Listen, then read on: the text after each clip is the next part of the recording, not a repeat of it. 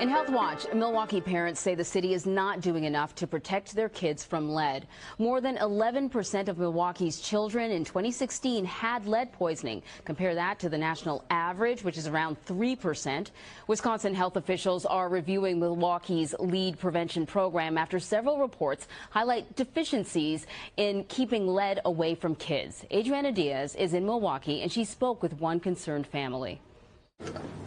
Amina Al-Mujahid painstakingly prepares water for her family, filtering it pitcher by pitcher. It's just an ongoing process of buying filters. And you do it by hand? Yes. Every day? Every day. Last year, her youngest son, Shoaib, had a blood lead level of 11.4, more than double what's considered lead poisoning. You swore by Allah. Lead can affect IQ, and Amina and her husband, Nadir, believe it stunted their 5-year-old son's brain development. In my assessment, he's operating more on a 3.5-year-old level. If I say, hey, what's your name, or how old are you? What does your son say? He'll look at you. He'll look at you like he's trying to decipher, figure it out, but... Flowing from Lake Michigan to the neighborhoods of Milwaukee, the water we use to cook, clean, and drink has been compromised by something in the water. This is galena, a mineral that contains about 86% lead. This lead is extracted and used to forge service line pipes that connect the water mains to homes. But as a result, a neighborhood marauded by lead poisoning and its debilitating effects.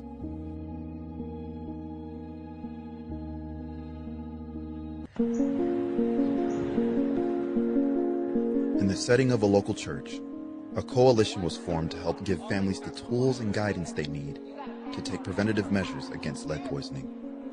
We formed because not enough was being done in our city.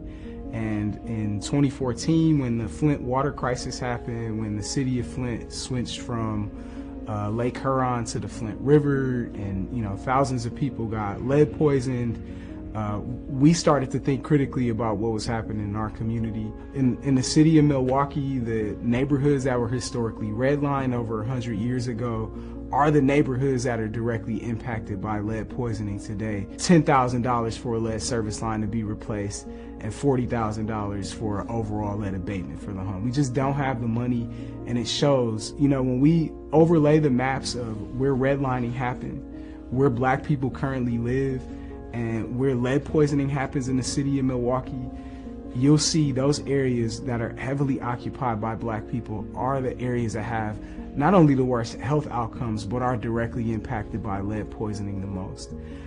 In the city of Milwaukee, the same is true for out-of-state landlords and places that have the most code violations.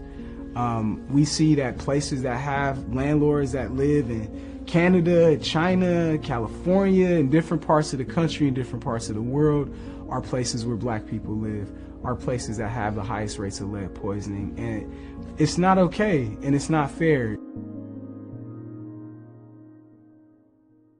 In light of the community's efforts, Milwaukee is on the way to healing its water.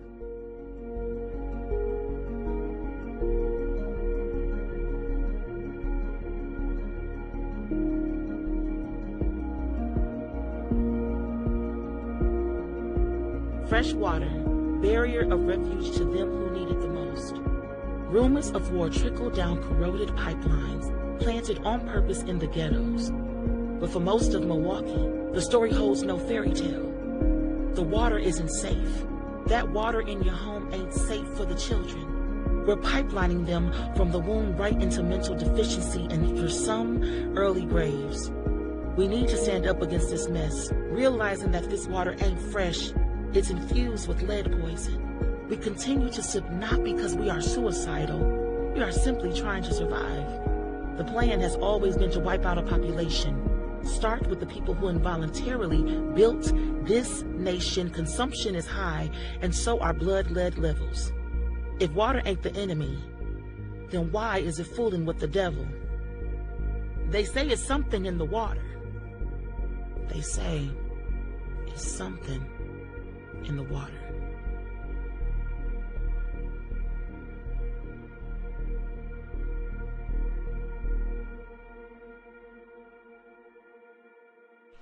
for Sade, Context of White Supremacy. Gus T. Renegade in for another broadcast, hopefully to share constructive information with non-white people on the global system of white supremacy racism. What racism, white supremacy is, how it works, and hopefully a few tidbits, things non-white people can and should do to solve this problem immediately. Our date today, Wednesday, May 7, 2025, so I have been told. Now, our broadcast today, lots of ways that you could think about this. There was a time long ago in our 16 years of broadcasting where I had to pitifully acknowledge that I had done a horrendous job. I mean, F plus in terms of covering, investigating on this platform what is called environmental racism. Many different ways that non-white people's health, quality of life is devastated in the system of white supremacy racism by all kinds of things. Hey, we just talked about those California wildfires in great detail, didn't we? So we've talked about it much more at this point, thankfully. If we had been here for 16 years and never done nothing about lead poisoning, what in the Freddie Gray have you been doing? Anyway, so in our correction of all of this, that would be one way that we should have ended up at today's broadcast. Different paths, lots of different roads, right, you could take to get to things. Second path that we could have taken to get to today's broadcast. Gus T.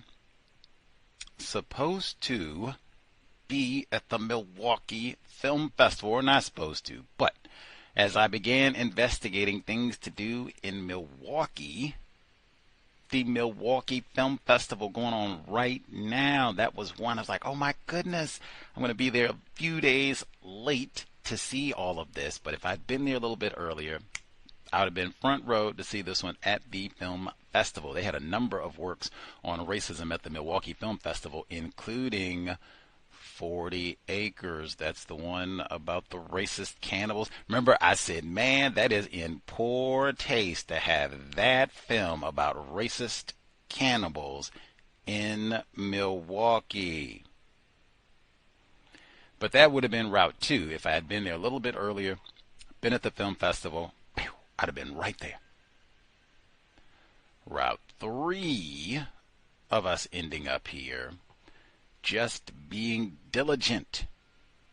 The murder, the reason that I'm going to Milwaukee at all, found out about the film festival at all, is because Sade Robinson, black 19-year-old, murdered, dismembered in Milwaukee a little over 1 year ago. We have been talking about that horrendous crime for an entire year. I did not know when we first started talking about Miss Robinson's murder. I had no idea Gus T was going to be ending up in god-awful Milwaukee, but that is what is going down end of May. The murder trial for Sade Robinson. Being a journalist, doing my diligence, I've been paying attention to the news acutely for the past few months now about things happening in Milwaukee beyond just Sade Robinson, because they say you need context for the environment where all of this happened. How in the world am I going to tell somebody about Sade Robinson's murder in Milwaukee, where every day that I have checked the news, it has been, oh my God, the school's closed because of lead. Oh my God, someone has been fired because of lead at the schools. Oh my God, the black children are suffering from lead. It's been every day. Weeks out before I even said, ew, I don't want to go to Milwaukee for lots of reasons. Now I just say, you can't even drink the water. I was talking to Sade Robinson's mother, and she said the community has been so supportive. And I said, Miss Scarborough, all due respect, you do not have a community if you can't drink the water. I would say that in Flint. I would say that in Benton Harbor. I would say that in Newark. Miss Scarborough added in, did y'all talk about Jackson, Mississippi? Because I was born in Jackson. Yes, we talked about Jackson, and I said the same thing. Matter of fact, I told y'all it's a global system. Do you remember we had that white woman from Europe who went to South Africa to study water? When they have droughts in South Africa, do you remember who doesn't have water in South Africa? It's the same pattern. And I could say the same thing even in Joburg. Now, if you don't have water, that's not a community. That's like a collection of vulnerable people. Anyway, that's how I wound up with the film for today, studying racism, white supremacy in Milwaukee. And matter of fact, do you need the extra on it? When I told Sade Robinson's mother about this film, do you know what she said? She said, oh, the lead crisis, yes, that's a big problem. She said, in fact, Brother Gus, Sade wasn't my only child. My youngest daughter, her school was one of the first to close. Why? They don't have the best water at that school either. That's why I said, now, how would I tell you about Sade Robinson? You traveled all those miles from Washington State to god-awful Milwaukee, where it sounded like you didn't even want to go, and you didn't say nothing about the lead. That's one where if a white person had did that, really anybody, if they had done that, it would be an F for their story. You did a terrible job covering this. No, so that's not what they're going to say about Gus T. He whined about going, but he did quality coverage of racism, white supremacy, and he did not drink the water while visiting.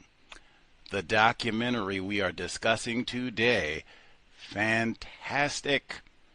Hope all the black people in Milwaukee got to see it. I told him, I think Miss Scarborough, Sade Robinson's mother, I think she did go to see it. I think she said she was going to go see that.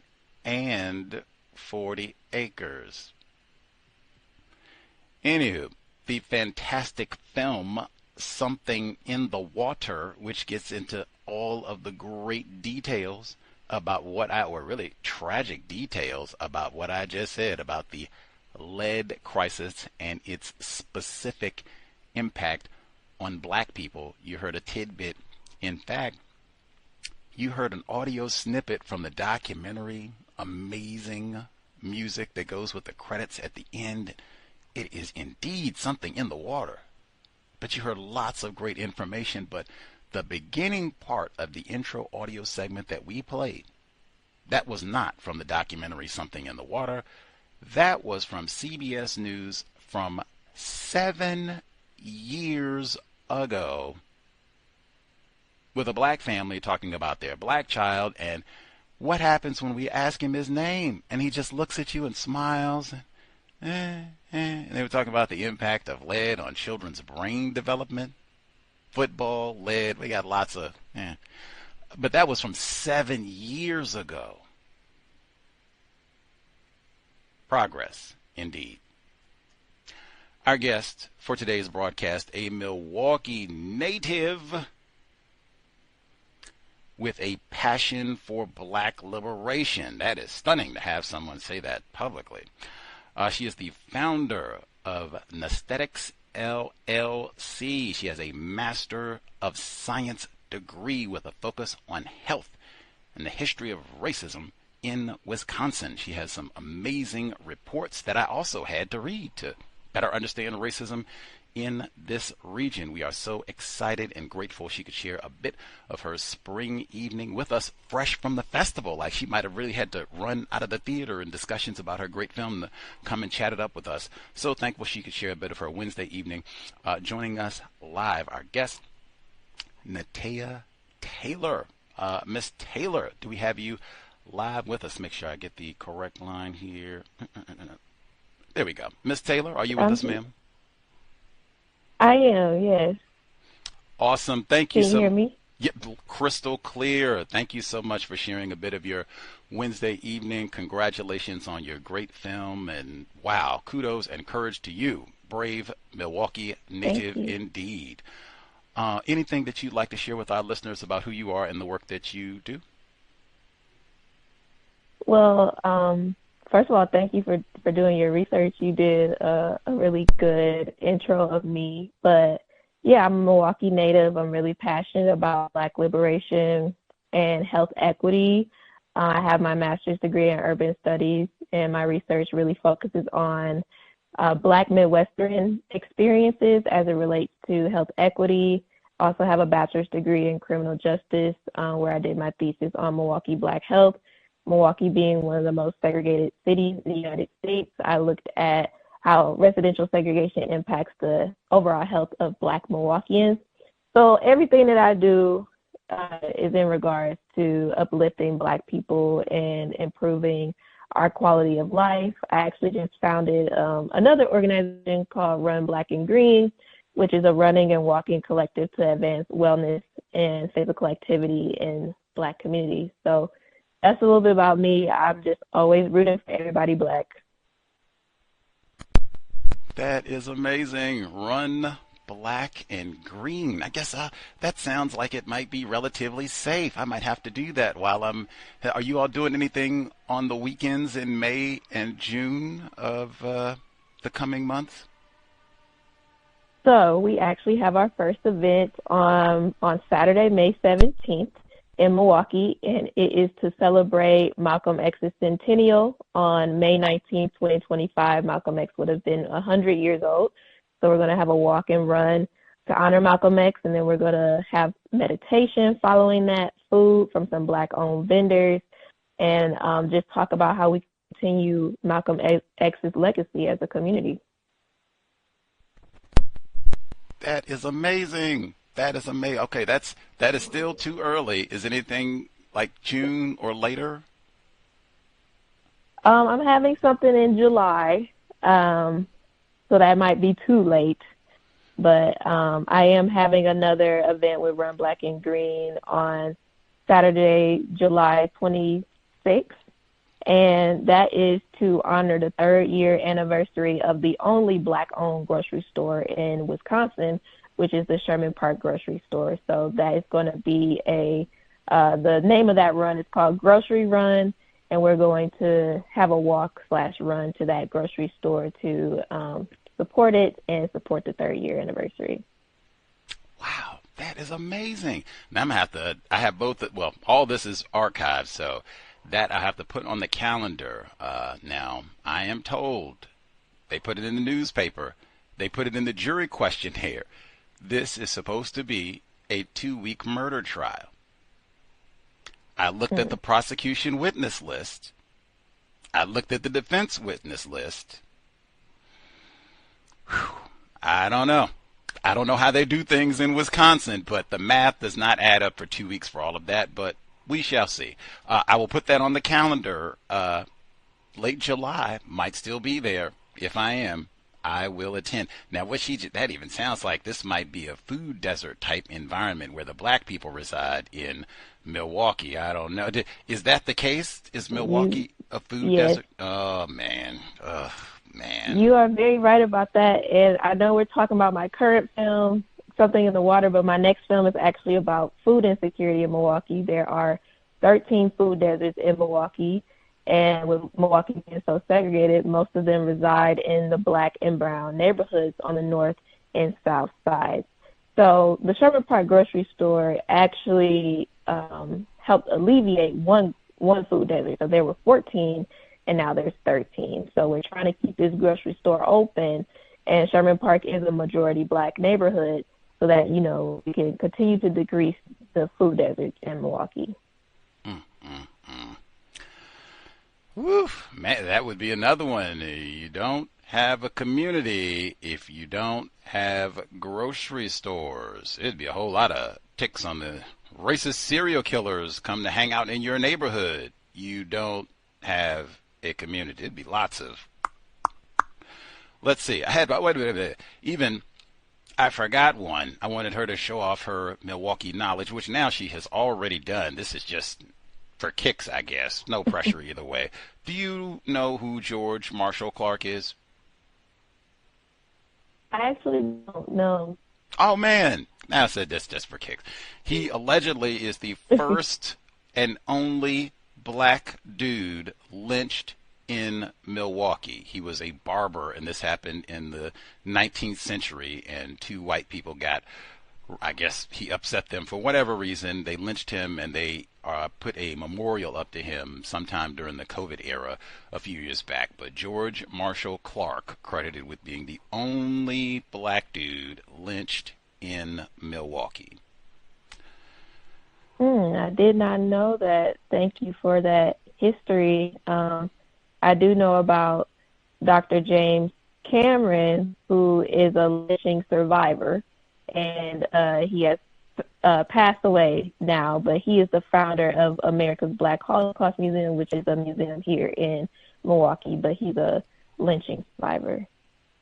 Wow, I got that on the calendar. Already had that bookmark. Matter of fact, there is a Black day.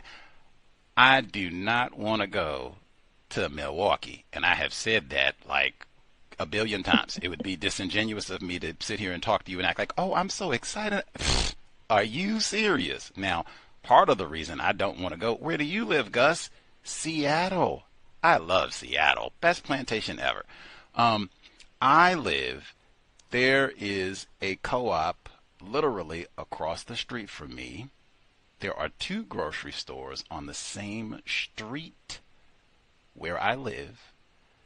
The second co-op, which is about a half block from where I live, so that would be 3 grocery stores that are in a half-mile radius from where I live, which is the Black part of Seattle. Incidentally, actually, I forgot, that's at least 4 grocery stores in a half-mile radius of where I live. 2 of them are co-ops. At the second co-op, there's a non-white female. She's a Milwaukee native. When I told her about all this, she's one of the first people that I spoke with. She knew about the Sade Robinson case. And then when I told her that I was coming to your town, she started telling me places to visit, and that was one, the African Holocaust Museum. She said, oh, man, you should go there. Blah, blah, blah. I went, I got the hours, bang, I'm going to check that out immediately. And then she told me, oh, man, the Black people are, she is not Black, but she said the Black people are treated terrible in Milwaukee. Like, oh, I can't wait to use it. Like, oh, but just that right there, like, to have to give up all that to go to Milwaukee to be in a food desert where you can't drink the water, and this is Dahmer land. Come on. Thank you. Second endorsement, African Holocaust Museum in Milwaukee. I'm going to go. Were you there when Kyle Rittenhouse visited your state not too long ago? I was not there, no. Okay. Wow. Okay. Recent bit of Wisconsin history.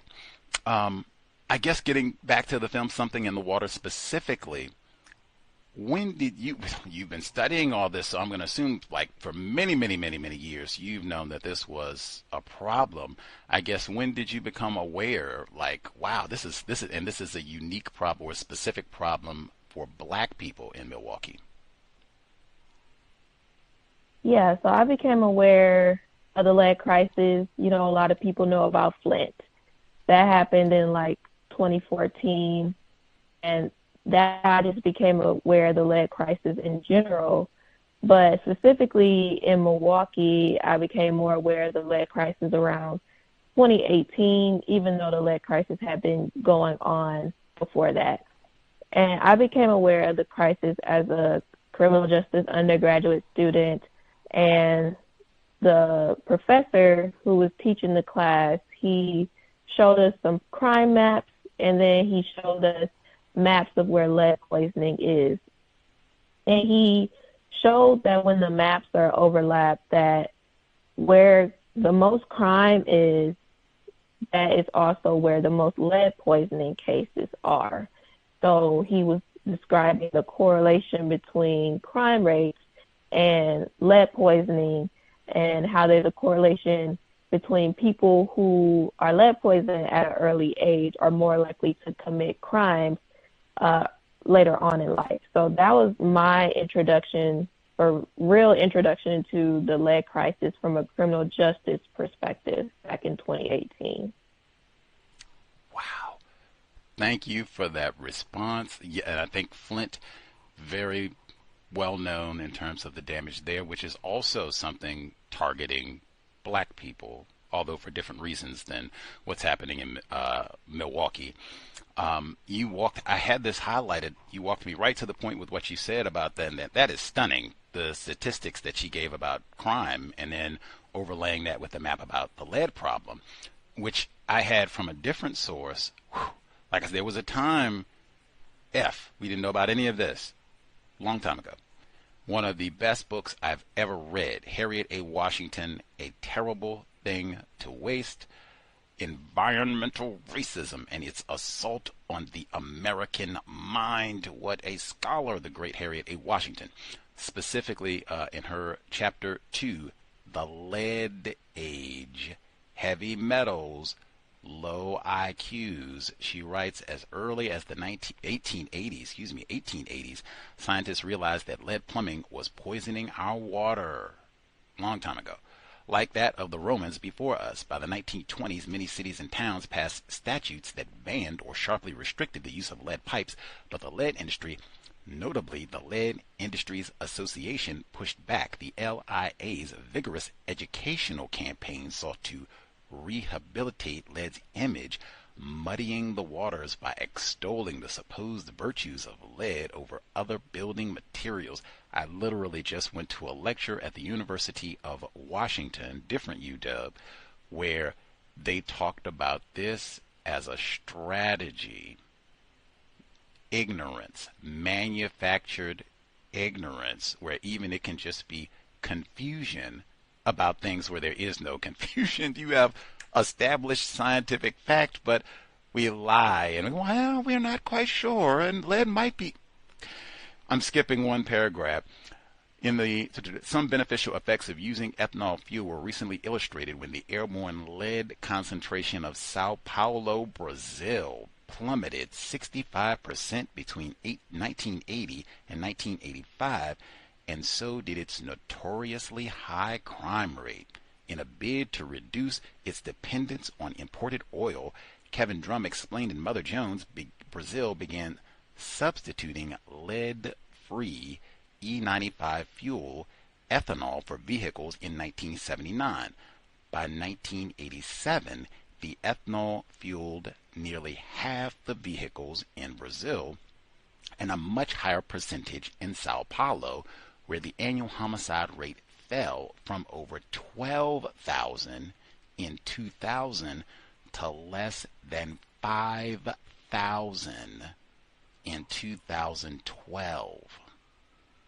I highlighted this because we read this book 5 years ago, and I remembered. I was stunned. Like, what? I had to go back and look at that again. Like, wait a minute. Where? This is one city, Sao Paulo. The homicide rate fell from over 12,000 in 2000 to less than 5,000 in 2012. And they think this had something to do with lead. What in the Freddie Gray? That is way beyond. It's bad, period, and all the rest of it, but like, what? And you've known about some of this since the 1880s, and black people in Milwaukee, Flint, are still like, woo, man. Have you read Harriet A. Washington's A Terrible Thing to Waste? This is all you've known about this one? I have not read that. What year is that book? This is pretty new. I think we read it 2020, so I think it had just come out then. So this is like really, really new, relatively speaking. One of the best books that I've ever read. She has a whole section on, well, I bet Milwaukee is in here. She has Flint. I'm looking right at it. I bet Milwaukee's in here too. But just if people can just process that, and particularly to have generations of black people, Milwaukee, Newark, Flint, Brazil, huge population of black people down there, but subject to these sort of toxins that end up impacting your brain functioning and making you violent. And they have data where white people have data where they know this is, that is stunning. She said they had the overlap. That is, wow. That is, and to struggle all these years to struggle, same problem. With the film specifically, again, our guest, Nateya Taylor, her awesome film, Something in the Water, and such a great job. Or I guess you could also do the same thing with redlining, and that's something that you point out in the film that helps kind of explain why this problem is acutely bad for black people in Milwaukee. Can you kind of detail that for our listeners, why redlining makes this so harmful for black people? Yeah, so here in Milwaukee, especially as I mentioned before, that it is still present day one of the most segregated cities in the United States, and that is due to the historical racist practice of redlining. So if listeners are familiar with the Great Migration and how African Americans in the South moved to cities like the Midwest, like Chicago and like Milwaukee, between like 1910 and the 1970s, when African Americans moved, it was difficult and impossible for them to live in certain neighborhoods. They were excluded from a lot of neighborhoods and financial opportunities, etc. So black people were segregated in certain communities, and most of the time these communities were the worst housing stock, and they had worse health outcomes in these neighborhoods, because I remember reading, there's this book called Black Milwaukee, and it talks about the history of black people in Milwaukee. Black people were experiencing like housing that just was deteriorating, had like rodents, and just black people were segregated in these neighborhoods, in these homes. And still present day, there are certain, just practices, even though redlining isn't legal anymore, there are still practices that perpetuate the act of redlining and white supremacy, so that black people aren't able to move freely throughout cities like Milwaukee and live where they want to live. So Milwaukee is still very segregated to this day, and then that impacts living, because as I was just saying, with the housing, a lot of black people are living in older housing stock. And if you're living in a house built before like 1978, when lead paint wasn't banned until the 1970s, then it's more likely that you're living in a house that has lead paint, which means that you're exposed to not only lead in your pipes, but also lead on your walls, chipping from the paint. So that's a little bit of the history of redlining in Milwaukee. Spoken like a true scholar and Milwaukee native. Much obliged, Nateya Taylor. With what you shared in terms of, and isn't that tacky and familiar, listeners? Black people not being able to freely move about Milwaukee, probably Wisconsin. As a black female who grew up there, were there areas like where your parents or, I don't know, teachers, family members said, now, look here, Nateya, don't be caught over there. Don't go over there, or don't visit, this part of the state. I think they call them so-called sundown towns. Did you hear about areas that you should avoid because it might be difficult for a black person if you go over here? Did you hear anything like that growing up? Most definitely in Milwaukee and across Wisconsin. So there's different areas in Milwaukee that I would hear growing up, like, okay, don't go on that side of town. but a lot of times that would be the side of town where Black people are. And I also think that, anti-Blackness is something that can be perpetuated among Black people and non-Black people. So I feel like as an adult, when I do visit those areas where I was told not to go, they're actually not that bad. And the people aren't bad people. And there might be more crime in that neighborhood, but it's more so of a product of environment and poverty and stuff like that. And then in regards to, places for Black people not to go across the state, a lot of times my peers who were white and their families, we would hear about them going up north for cabin trips. Black people are told not to go up north. That's not a place that we are recommended to go, even though we can still go up north, but it's there's a limit. Don't go too far. But there are definitely places throughout Milwaukee and throughout Wisconsin that Black people have been recommended not to go. But I will say Milwaukee is the Blackest city in Wisconsin with about 43% of the African American population. So Milwaukee might actually feel the safest to be Black out of all the cities in Wisconsin. Wow. Okay. Unless I'm still learning a lot. I'm super ignorant about Wisconsin, even though this will be my second time visiting the Badger State.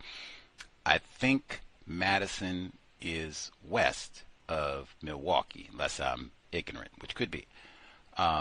They have a substantially smaller population of Black people there, even though the big state university is there. They have a branch in Milwaukee too, I understand it. But I think that's where the state capital is, in Madison as well. But it's way fewer Black people. Have you visited Madison? I have visited Madison far too often because my full-time job is in Madison at the university. Madison is not a place I would recommend Black people to live. There aren't a lot of Black people in Madison, like you said. That is where the capital is, all of those things. But I've been there far too often, and I would never want to live there. Dang. So. What? Dang. Whoa, I was not expecting. Wait a minute. Do they have a lead problem? Are they closing the schools every day in Madison? No. See, the thing is, so the lead issue, it can really be tackled by city governments, state governments, and then federal, of course. So I actually had a screening at the Wisconsin Film Festival, which is in Madison, last month in April. And one of the viewers came up to me after the screening, and they told me that the city of Madison passed some type of ordinance. I didn't look this up after, so I'm just kind of going off of her word, but she said they passed some type of ordinance to get rid of all the lead pipes in Madison at one point. So from my understanding, Madison doesn't have lead issues in regards to water like Milwaukee, because they had some type of ordinance that passed to get rid of lead pipes. That's at least one plus in Madison's column for me. I don't know. Do they have food deserts in Madison? I believe there are. I know there is a Black led organization that focuses on food and teaching people how to grow their own food. So I believe there are food deserts there, but I'm not sure how many or if it's as expansive as Milwaukee. Okay. Is the racism manifested differently in Madison as opposed to Milwaukee, beyond just the substantial drop in population of people classified as Black? I can't speak to it too much since I just go there for work and I leave. But from my experience, I would say it's more so in the behaviors of the people, the microaggressions. And Madison is technically considered liberal, considered progressive. Like when you look at prior elections, like the last presidential election, even though Wisconsin was red in regards to like the voting overall, you will see that Milwaukee and Madison voted mostly blue. So it's considered liberal, but it's the, you know, like Malcolm X talked about, those white liberals. And they try to act like they mean well, but in the end, they're still very anti-Black, still perpetuate racism and white supremacy. So it's really just like that Midwestern, that Northern racism that's like not overt, but kind of just casual and kind of just secretive, which sometimes can be worse than the in-your-face racism because it's just very sneaky. So that's how I would describe it based on my experience. Master deceivers, they can be sneaky, conniving. Wow.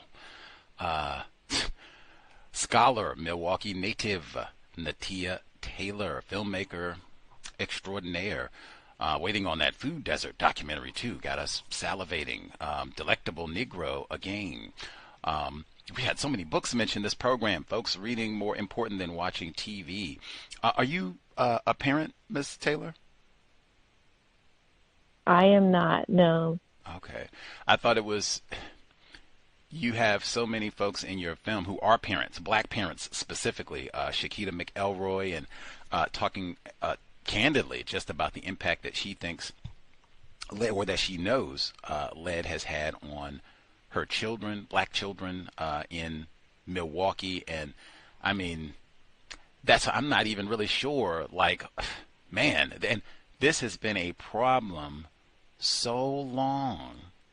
They've known lead was a problem for so long. That's when I feel like at minimum, until we correct all of this, like at least we could let the Black people know, like, to protect your children. I wouldn't even know I wouldn't even know what to say, just other than, wow, you have generations of Black children who have been subjected to.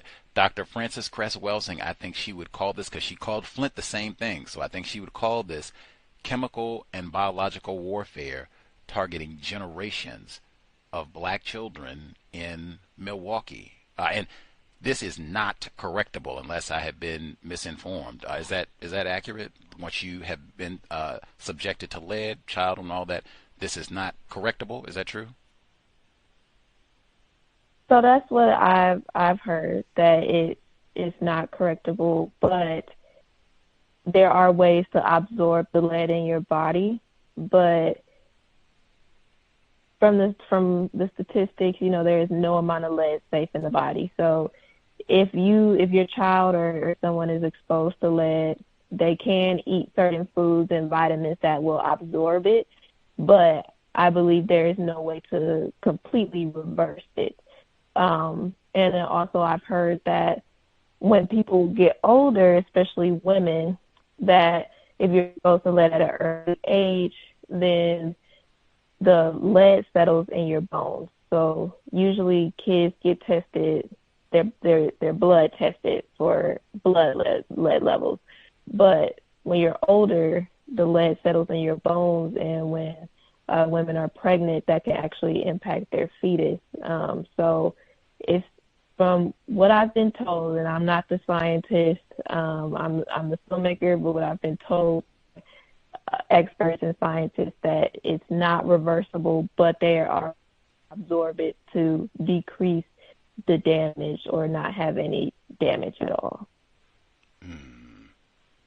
That cruelness added, if you live in a region where they have food deserts, it's probably difficult to access those healthy, nutritious victuals that would absorb some of that lead, or at least help mitigate it. If all you have access to is Cheetos and menthol cigarettes, red dye 40, Freddie Gray. Did you have like difficulty? Was there resistance when you first came with the? Or I guess let me ask that first. When did you come up with the idea? I want to do a film about the lead crisis in Milwaukee. So I came up with the idea late 2023. So late 2023, I was an artist in residence from 2023 to 2024 with an organization called Milwaukee Water Commons here in Milwaukee, and they're an environmental justice organization. So late 2023 was when I was starting to get my project together. I had to do some type of creative project on a water justice issue in Milwaukee. So I told Milwaukee Water Commons I want to do a film about the lead crisis, and then I started connecting with organizations that are in the film late 2023. And then early 2024 is when I just connected with them more. I got to know a little bit more about the organizations and the people, and then set up interviews with them in the spring, so March and April. So we did the filming in March and April of 2024, so about a year ago. And so that's kind of the timeline of the film. Okay. Did you get any pushback, like when you started letting people know that you want to do a film that addresses the lead crisis in Milwaukee and unapologetically focus on how this is impacting Black residents in Milwaukee? Did you get any resistance or pushback?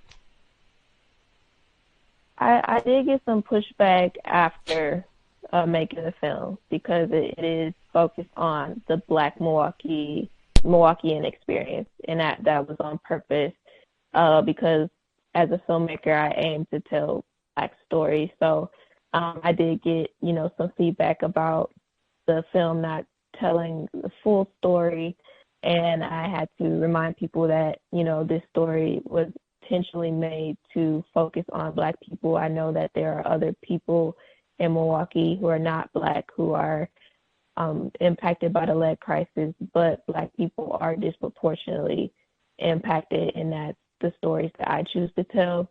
And when I was filming, coincidentally, the lead crisis wasn't as relevant in the news as it is right now, so I wasn't getting any pushback in that regard. But it just so happened that when I made the film, and now a year later, that the schools are closing down due to lead poisoning. So I feel like I've been kind of getting some pushback in regards to, I guess, showing the film now that the lead crisis is more relevant and our city government is getting more pressure, and just using it to continue to bring awareness. I've been getting a little pushback about where to share the film, who to share the film with, and things like that. Wait a minute now. One, in my opinion, it should be robust gratitude.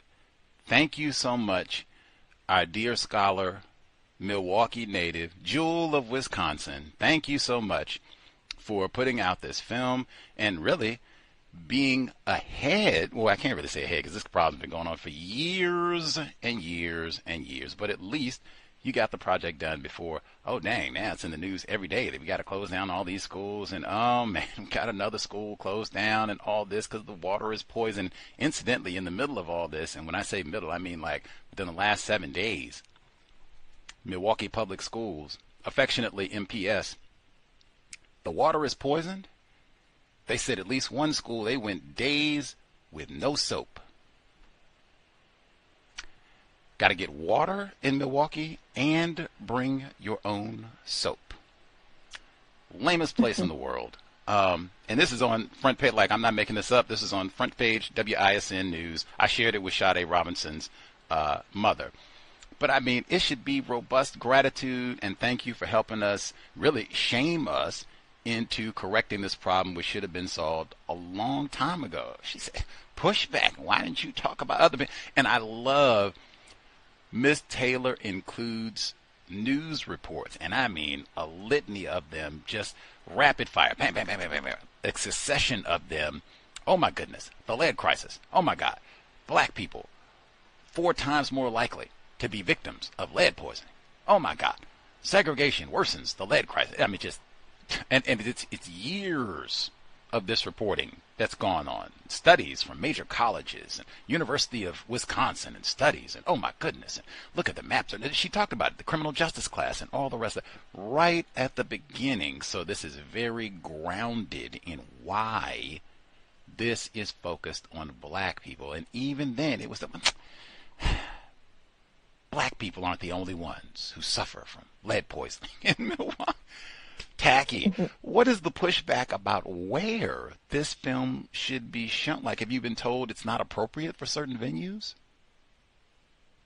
No, more so in regards, like, so our city government has not been very urgent on the lead crisis, specifically our mayor, which I think is a shame. I think that, you know, there is this performance, in my opinion, that, you know, sending out newsletters saying that, oh, we replaced 2,000 lead pipes this year, but there's 70,000 lead service lines in Milwaukee.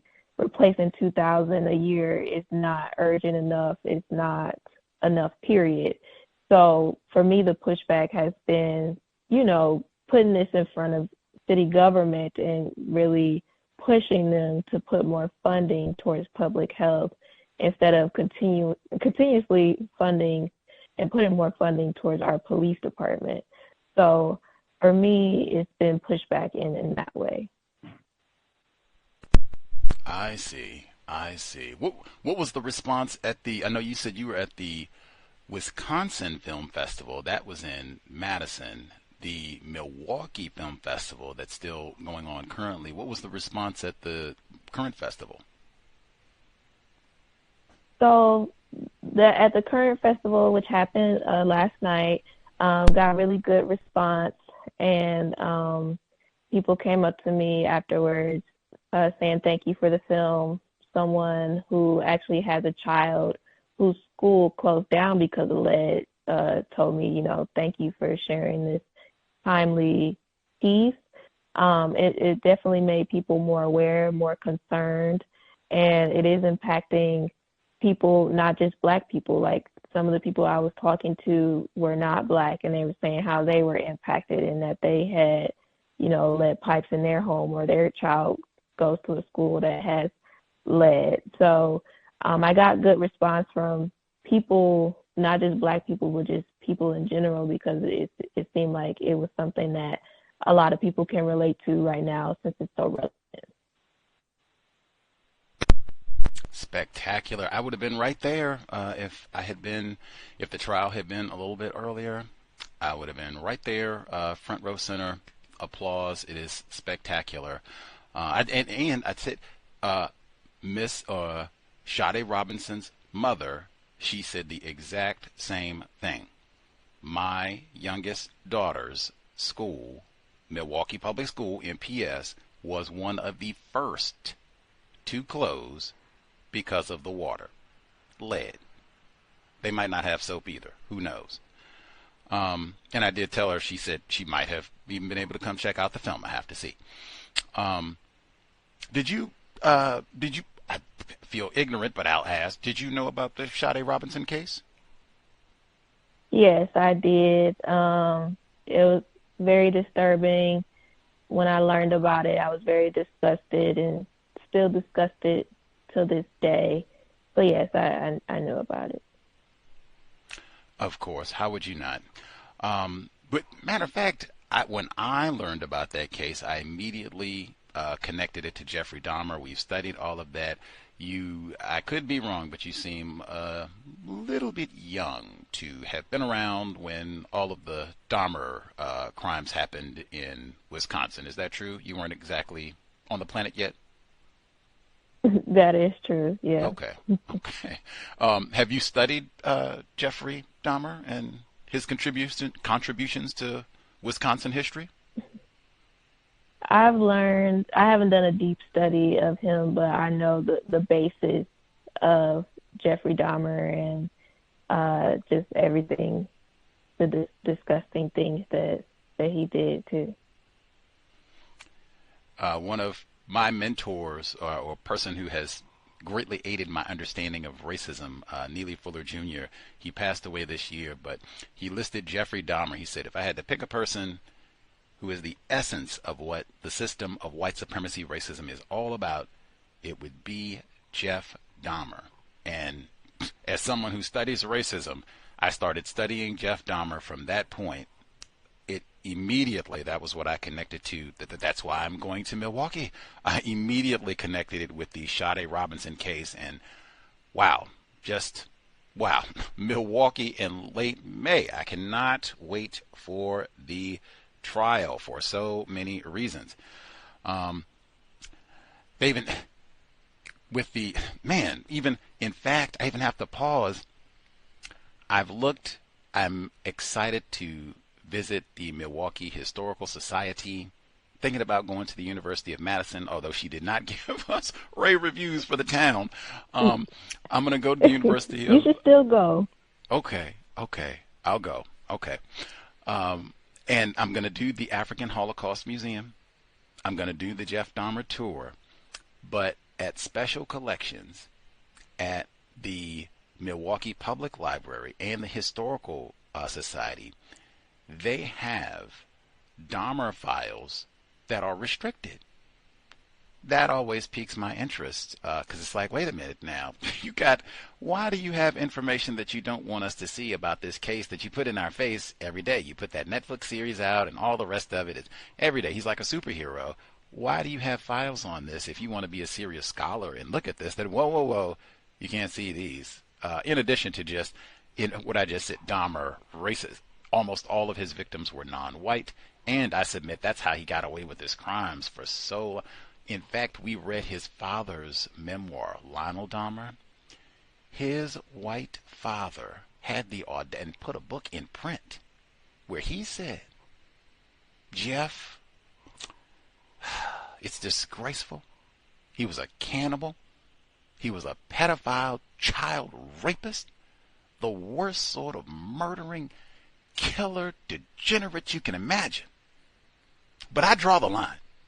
You don't call my son no racist. Now, I know he killed a number of non-white children, but still, you don't call him no.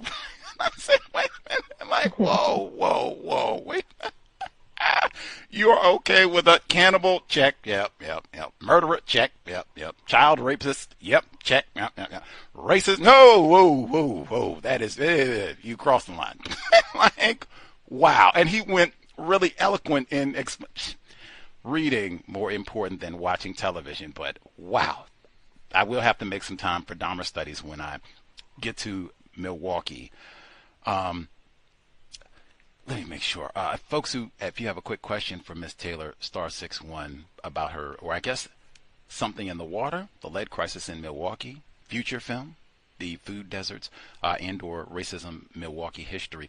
What is your, since we've been talking about it so much, I always make sure I ask our non-white guests, do you have a definition for racism? Like when you explain all these different ways that racism operates in Milwaukee, do you have a definition for what you mean when you say racism? I feel like I've never thought about my personal definition of racism, but I think that I define it as being both institutional and individual practices based on exclusion and based on discrimination and prejudice and hatred. So loosely, just off the top of my head, that's kind of how I describe it, but I think it's really important to note that it's institutional and it's individual practices. And I guess just teasing that out, why is it important to note that, or important to specify that it's institutional and individual practice? Because our institutions perpetuate so much racism. Every institution that we can think of, if we think about healthcare and how Black people are more likely to get like terrible healthcare services or die because a healthcare professional wasn't showing empathy or didn't believe that a Black person was in pain. that is a result of institutional racism and white supremacy, of course. So I think that it's important to note that because it shows how like these outcomes and how like the quality of life of Black people are impacted by looking at institutional practices, because I feel like that's where the root of a lot of things lie in regards to just outcomes for Black people. I see. Great point. Great. Certainly the lead problem, institutional white supremacy, racism, long running system for years. This has been a problem. In fact, you've been there for years. You're a native. Have they done any sort of like water giveaways or filter giveaways for Black people to kind of mitigate in the interim until they, correct all this? Yes. So it's been kind of by community though. So there is a community called Metcalf Park, which is a majority Black community in Milwaukee. They have a nonprofit called Metcalf Park Community Bridges, and actually last month they gave away like 400 water filters, free water filters, to Metcalf Park specifically for them to install into their homes so that they will no longer, be exposed to lead through lead pipes. So, and then also with some lead testing centers, they do give away free not free water filters to decrease lead exposure. So there are some initiatives to give away like free water filters for people who are impacted, but a lot of those initiatives are community, specifically Black community-led initiatives. I see. I'm going to put that on my list. Maybe I can get by to go visit. That seems important. That seems worth the time to go and at least give them a salute. Maybe I can steal a glass of water while I'm there. I was thinking more like a government entity to come in, and since the city of Madison said, not going to have no lead here, no niggers either. But since Milwaukee didn't do that, at least, the city of Milwaukee proper or Wisconsin, we can, here's some bottled water or here's some filters in the interim. Has anything like that to your knowledge? So I feel like not to my knowledge, and I feel like it hasn't been proactive from what I've heard. Like you can go to one of the city offices and get a free filter. And also, you have to replace these filters every so many months. You have a lot of lead in your water, then the filter is not going to last as long. And also if you're using it for multiple things, like cooking and drinking water, etc., then it might not last as long. So then you have to keep going back. But from what I've heard from experiences of people who've gone down to city offices to get free water filters, sometimes there's just barriers. Like they'll tell people like, oh, you just need to run your water, or have you tried running your water a little bit longer? Or, are you sure that you have lead pipes? Do you know that there's lead in your water? So sometimes there's barriers and it's not easy. So no, from my knowledge, there hasn't been very proactive ways that the government has given out free water filters, even though it is something that a resource that they have, but it doesn't seem like it's as accessible as it could be. Lack of will to solve the problem. So embarrassing. What sort of filter do you have at your residence to mitigate all this? Well, we have a refrigerator with a water filter. So we get the water out the refrigerator, and then you replace that filter every so many months, and the refrigerator will tell you, when it needs to be replaced. So that's it for me. And actually in the film, did you watch the entire film? Yes, ma'am. Gleefully. So the scene where the water is being tested, that is my home. So where you see there was a difference between the tap water and the filter water, you can see when the water was tested, the tap water, how high it was compared to the water when it went through the water filter, so I don't drink out of the tap. That is such a powerful scene in the film, like just to put a visual so that it's not just people talking crazy or, saying, well, it's lead in the water, but like, oh no, you can see it is so stark. Like it literally looks like there's stuff floating around in the one water and the other one looks clear, normal glass of water. It is so stark.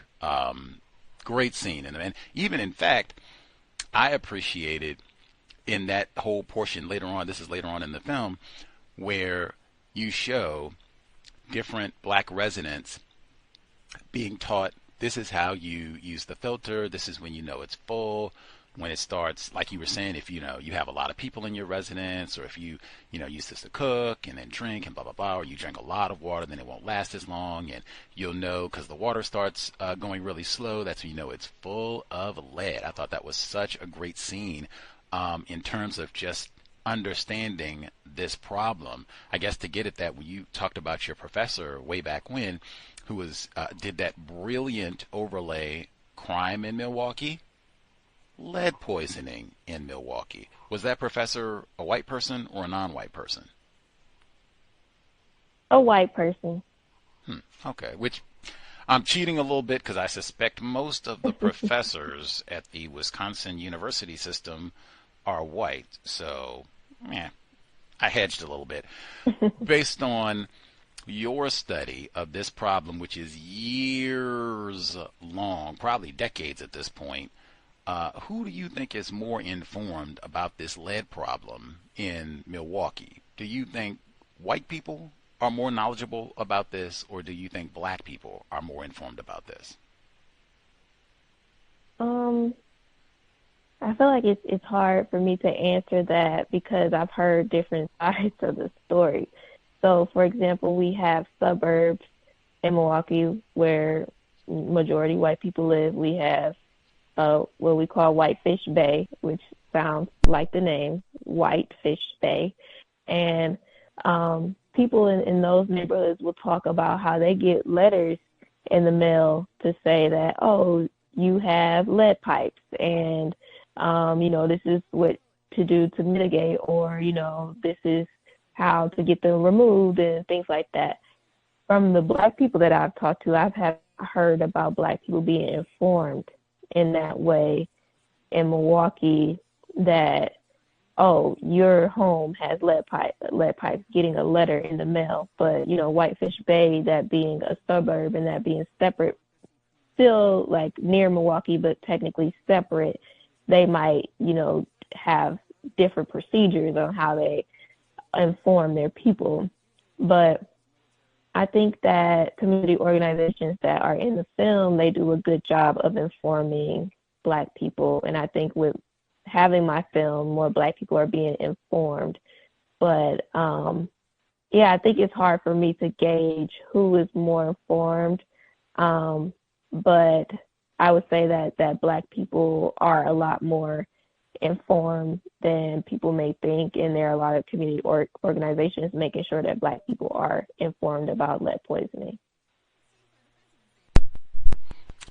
In my opinion, stand by her work. Nateya Taylor, I am front and center, got the documentary film to prove it, in helping black people specifically grasp this crisis.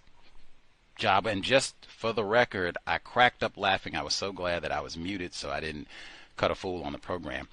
Whitefish Bay, Wisconsin. I'm going to guess that our guest, Miss Taylor, she did not spend a lot of her formative youth in Milwaukee frolicking in Whitefish Bay with a population. No. So, hedging my bets there too. 14,553 people in Whitefish Bay.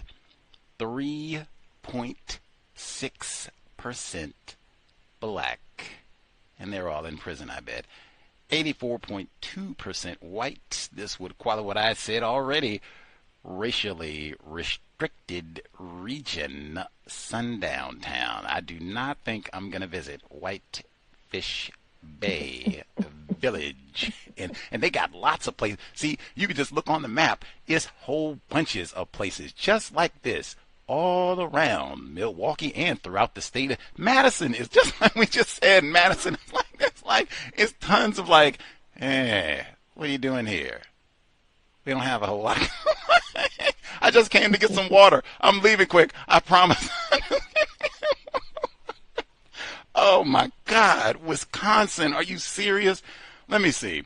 Let me get one of our guests who dialed in with a question. Amazing film. You should definitely check it out. Our caller, 0417. Did you have a question for Nateya Taylor? Or you should be with us.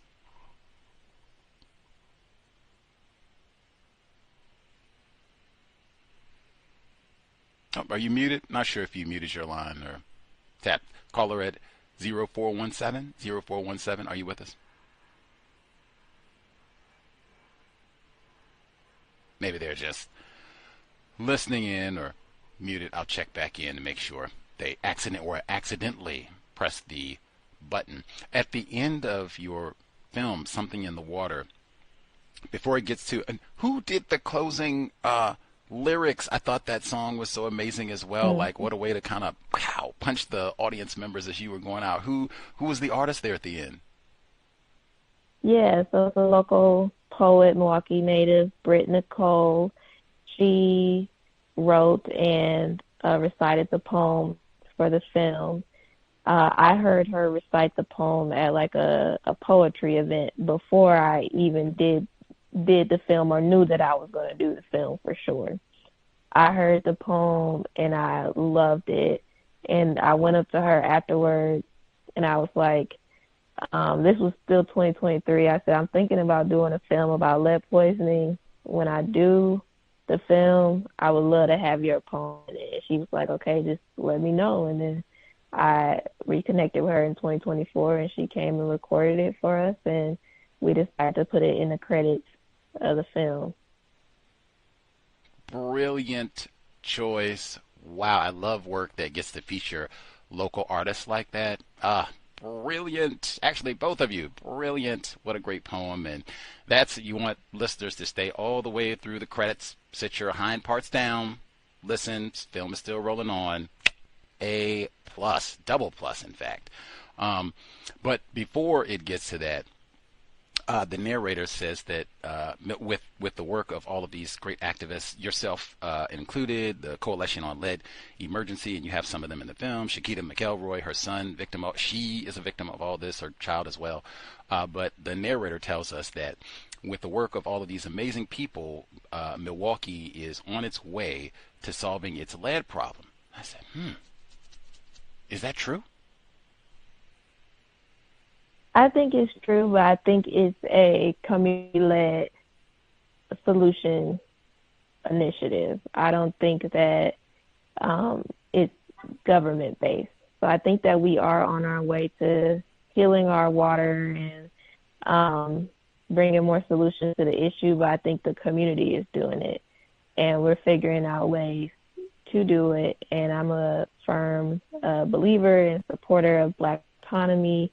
And my master's thesis is about Black autonomy in the Midwest and how Black people were resilient after the Great Migration and coming to cities like Milwaukee and Robbins, Illinois, and how they practice autonomy to overcome racism. And I feel like that is something that Black people are still doing right now, and that we are on our way to healing our waters. Right on. I got your report as well. Black autonomy as a form of resistance and a symbol of rebellion. A comparative study of Robbins, Illinois and Milwaukee, Bronzeville. Our brilliant scholar, Nateya Taylor. She has so much great work.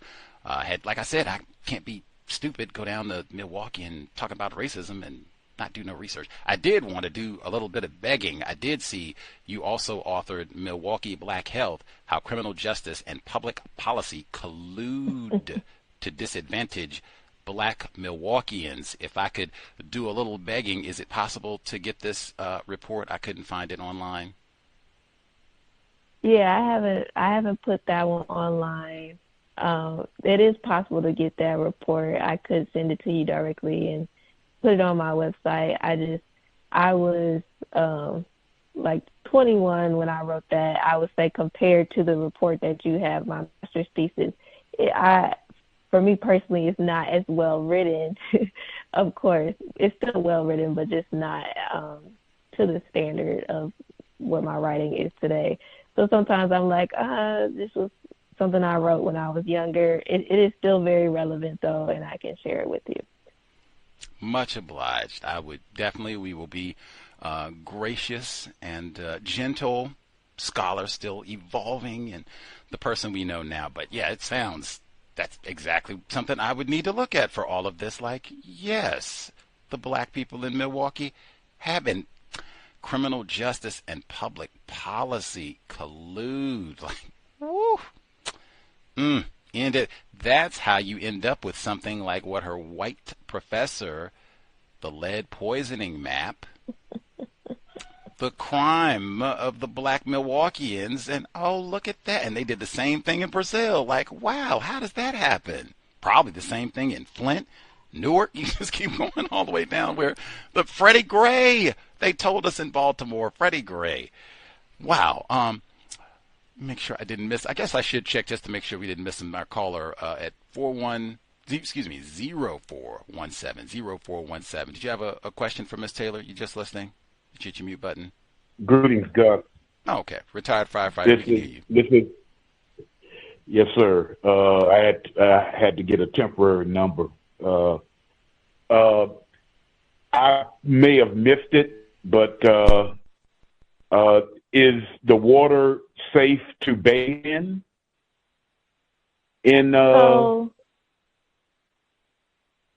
So yes and no. So I have been speaking to some people about, bathing in the water and showering in the water. Of course, our bodies and our skin are sponges. And apparently, from what I've learned from others, the body, when you shower and bathe in it, you don't absorb as much lead versus where you're drinking it, but you're still getting lead into your body that way. So, but just not as much. So technically, no, it's not safe, but it's not as much lead exposure compared to drinking the water. Well, what's the alternative to get the job done of cleansing the body? So I'm not sure about the alternative to cleansing the body from bathing and showering in, water that's contaminated with lead. I don't know if it's the same process as if, drinking lead in water, but I just know there's like certain vitamins that like calcium that absorbs lead, and I'm not sure about how you can absorb lead after it contacts your skin. So that's something I'll have to look into. Okay. Last but not least, I heard y'all talking about Malcolm X. The minister's family stayed in Milwaukee, Wisconsin for a short period of time when he was a small child. They were escaping from white supremacists, and for a short period of time, they spent some time in Milwaukee, Wisconsin, in a house that was since then been torn down. And that's all I have to say. Thank you. And thank you for coming on the program. Yes, thank you for calling in and for your questions. And yeah, I read that too, that Malcolm X, he lived in Milwaukee for a short period of time. But yeah, I would love to know, even though the house is torn down now, I would love to know if, there could be a marker somewhere to indicate where he lived in Milwaukee for people to see. Do you know if there's, much obliged, retired firefighter, great question. Do you know if there's a marker to the victims of Jeffrey Dahmer? No, I do not believe that exists. That is interesting, because they have a Dahmer tour in Milwaukee, which I intend to take. But they've done the Netflix and all the rest. Like, he's a superhero, you know. He's one of the most known people in the world. Did they have like a marker to the, man, the folks, woo, nobody who be missed. With retired firefighters question, I know you told us you are not a parent presently. If you had a newborn, would you bathe your child in the tap water?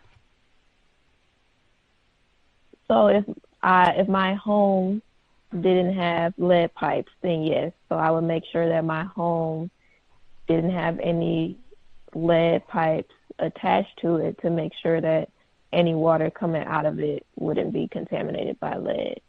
But if not, then probably not. But then that would be a long process into like filtering the water, putting it in the bath.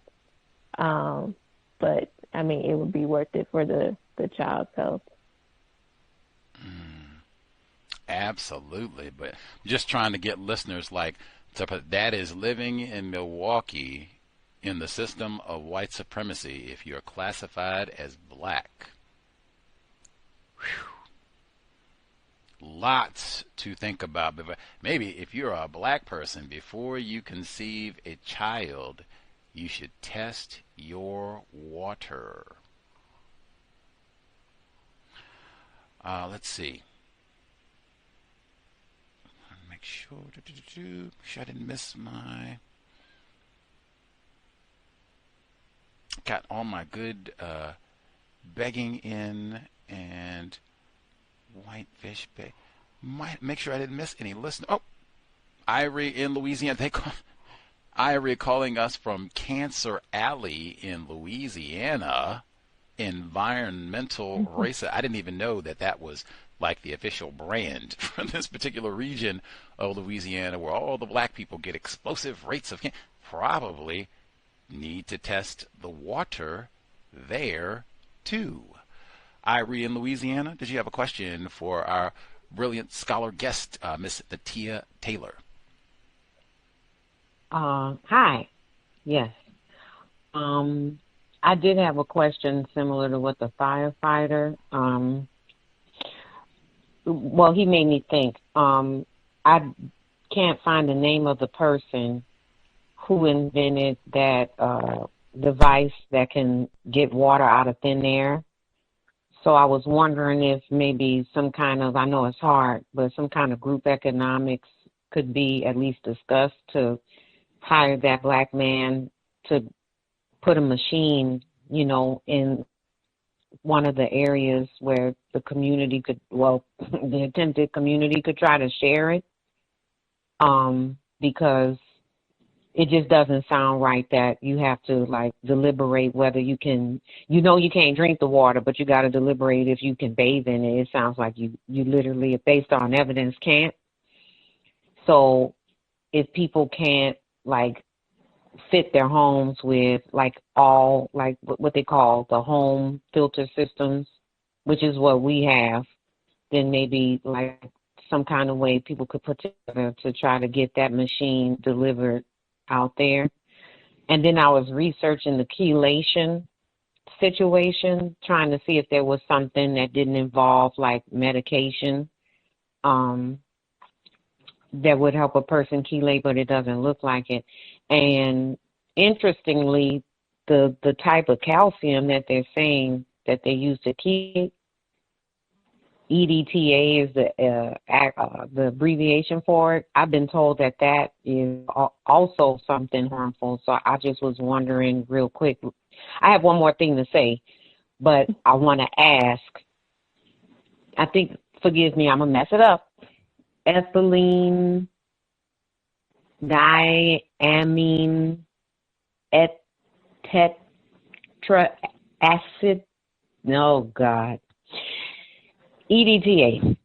Have you heard of that being used in chelation? Because I've heard about it being put in like products, like beauty products and stuff, and I've been told by different sources that that's actually something to avoid. So I haven't heard about that specifically, but I have heard about just lead in general being in different products, whether that's food products or that's like toys. But I haven't heard specifically of the EDTA or whatever the abbreviation was, and then also the instrument for the water. I hadn't heard about that either, but I do think that the group economics, like, you know, getting Black people together to figure out a way to raise funds for that would be a good idea, and then that would also be a form of autonomy where Black people are sourcing their own water. Okay, that's good. The other thing I want to offer, if a person can afford, like I said, a full home system, because we spent a couple thousand years ago, and it takes about $400 or $500 every other year to get the filters, so it's pricey.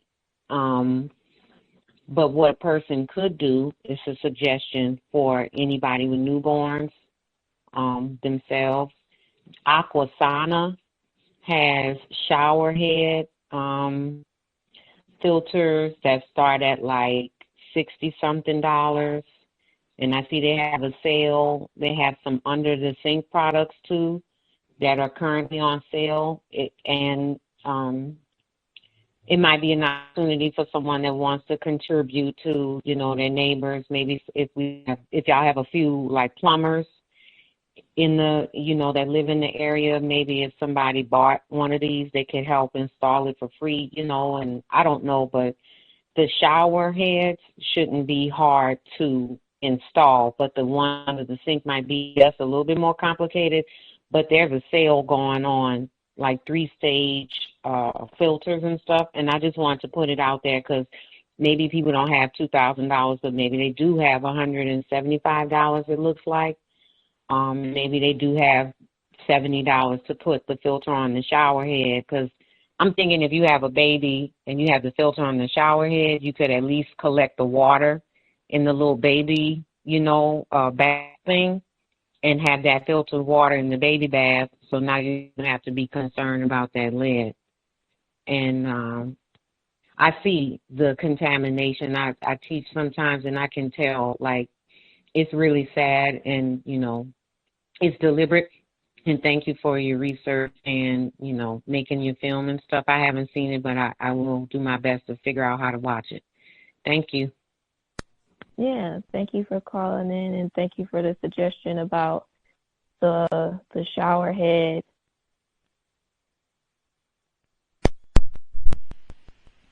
For sure.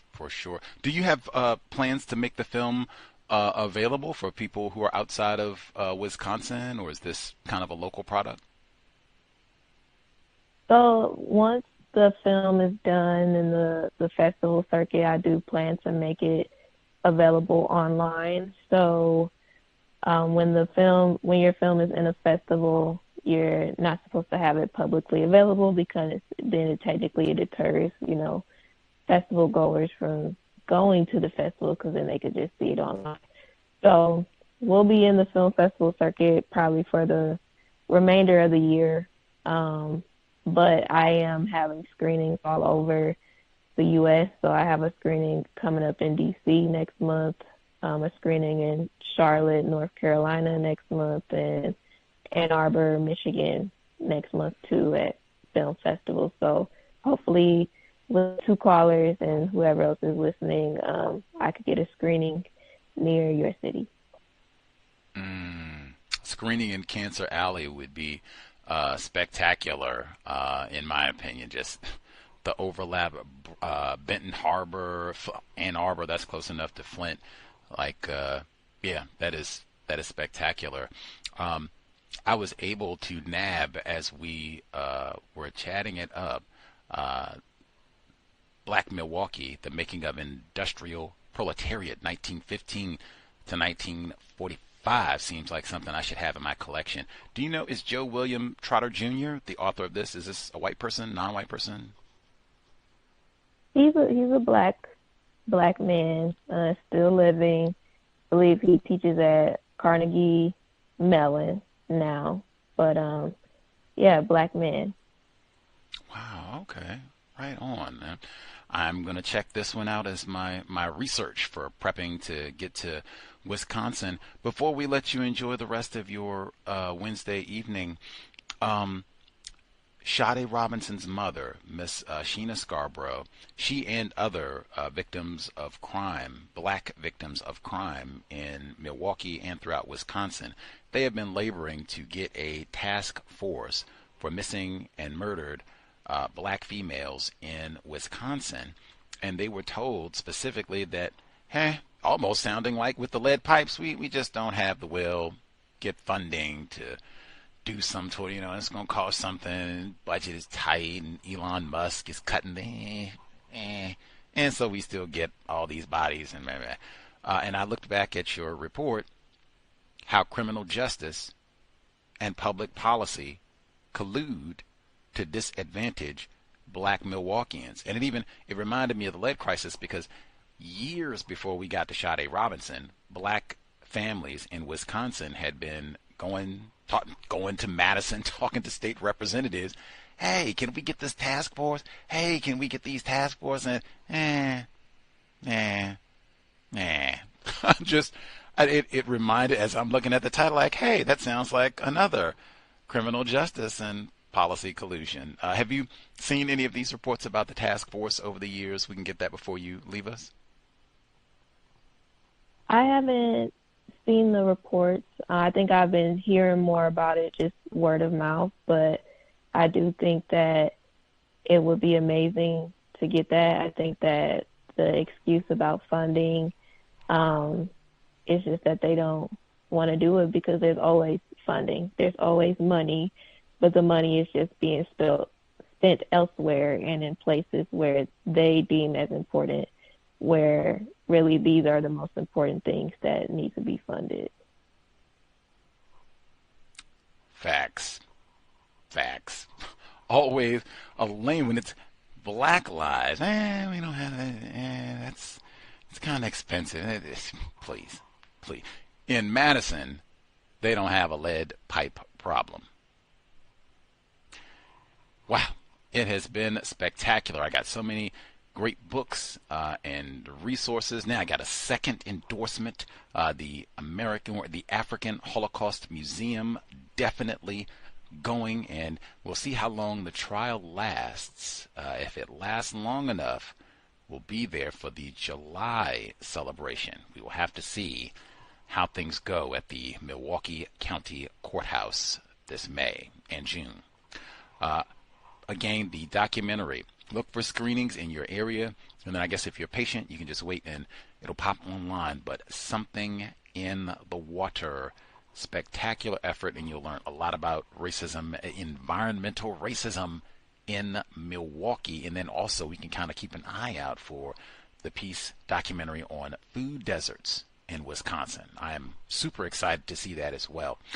Thank you so much, Ms. Taylor, for sharing a bit of your time and just amazing scholarship. You've been so helpful in prepping me for my trip to Milwaukee, even though I have more trepidation. Can't drink the water, and even showering is dangerous in Milwaukee, but I'd rather know that in advance. Man, keep up your amazing work, Ms. Taylor. You are super inspiring. Yeah, thank you for having me, and thank you for reaching out to do the episode, and it was lovely talking to you and with the guests that called in today. Much obliged. Best of luck with all the festivals, and I will keep an eye out throughout the festival. Might even be able to come and see you live in person, depending on how long I'm there. I'll drop a line if we're going to be there long enough. But stay safe and keep up the great work, Ms. Taylor. Thank you. You too. Much obliged. Good evening. The Cows. Again, the documentary, Something in the water. And for folks who, if you're not in Wisconsin, you're not in Milwaukee, and, wherever you are in the globe, man, for someone who has been looking at Milwaukee news daily for at least a good 45 days now, man, it is every day the lead is in the news. Like, I'm going to go to, and when I say every day, you could pretty much check any news outlet, but I'm going to just go to WISN 12. That's ABC News. Oh, do you know what the first news story is? Waukesha teen accused of killing parents now charged with intimidating a witness. This is Nateya Taylor. I wish I had asked her about this before we wrapped, but I mean, it's so, man, this is the white teen. I bet he ain't got no lead poisoning to blame this on. This is the white teen who killed his parents and kept the corpses in the residence. Told his white classmates in advance that he was going to do this. They didn't snitch on him. Said he wanted to pop off a race war with all that. In fact, he was going to kill the president to start a race war. That's the top story on WISN. But I said lead. Oh, my Lord, man accused of slave operations appears in court Wednesday. That's what I mean. That's what I mean. Like, man, who? Let's see. Here we go now. That's what I said. Now, front page, WISN. Here we go. Fewer than 25 Milwaukee public school students go to lead testing clinic. When was this published? This was published May 7, 2025. The Milwaukee Health Department and Milwaukee Public Schools hosted a second free lead testing clinic Wednesday at North Division High School. The health department said it had the capacity to test around 300 students. Fewer than 25 came. District-wide, close to 400 students have been screened. 249 through our first mass clinic, and then in total with all the additional clinics that Children's Wisconsin and 16th Street Community Health Centers have offered, we've seen just shy of 400 students. That's a very small percentage of the total student body.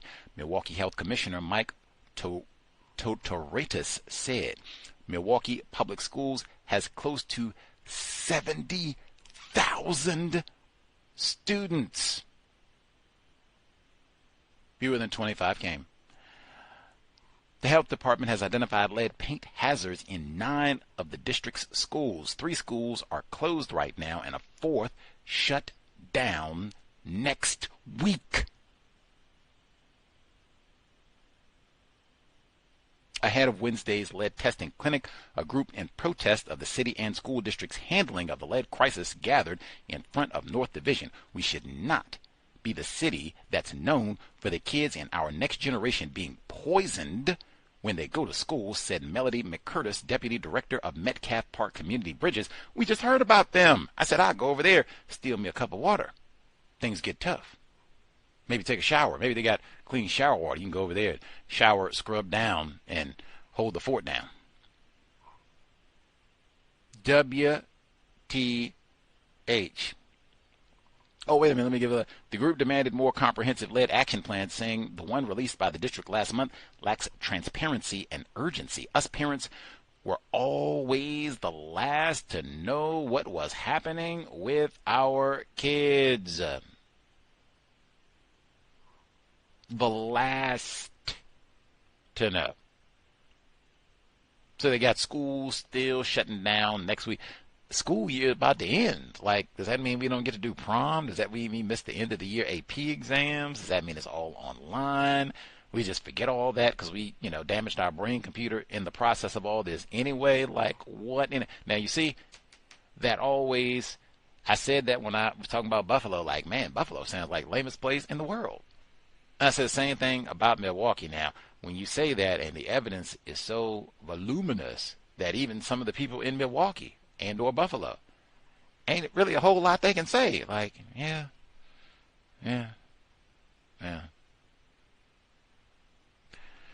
Anyway, we'll take a quick break and then see if folks learned anything. This is at the Milwaukee Film Festival, which is about to wrap up. I would have been there if the trial was a little bit earlier, but making do, enjoying without being in Milwaukee yet, doing my diligence. This is the update from the Milwaukee Public Schools and the lead problem from like yesterday. It's like I said, it's every day that they have updates and reports like this about, oh my God, we got to close down another school, and oh my God, all these children got sick, and oh my God, how it's impacted. I mean, it's every day.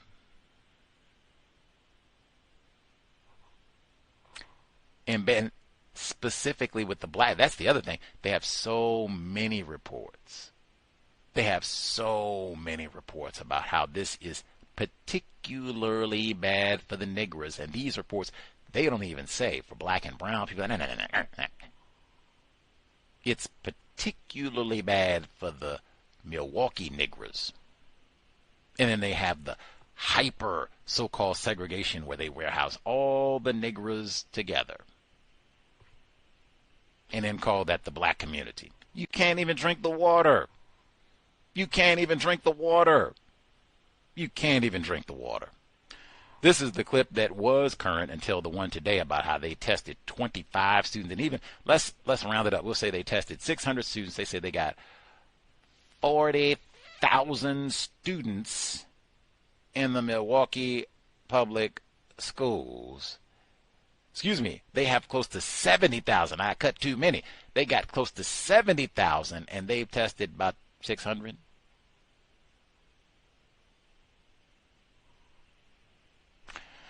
This is the clip that was current prior to today about the lead poisoning concerns in Milwaukee. What that idiot say? He say, he say, white people do not care about children. That's what he say. Milwaukee in late May.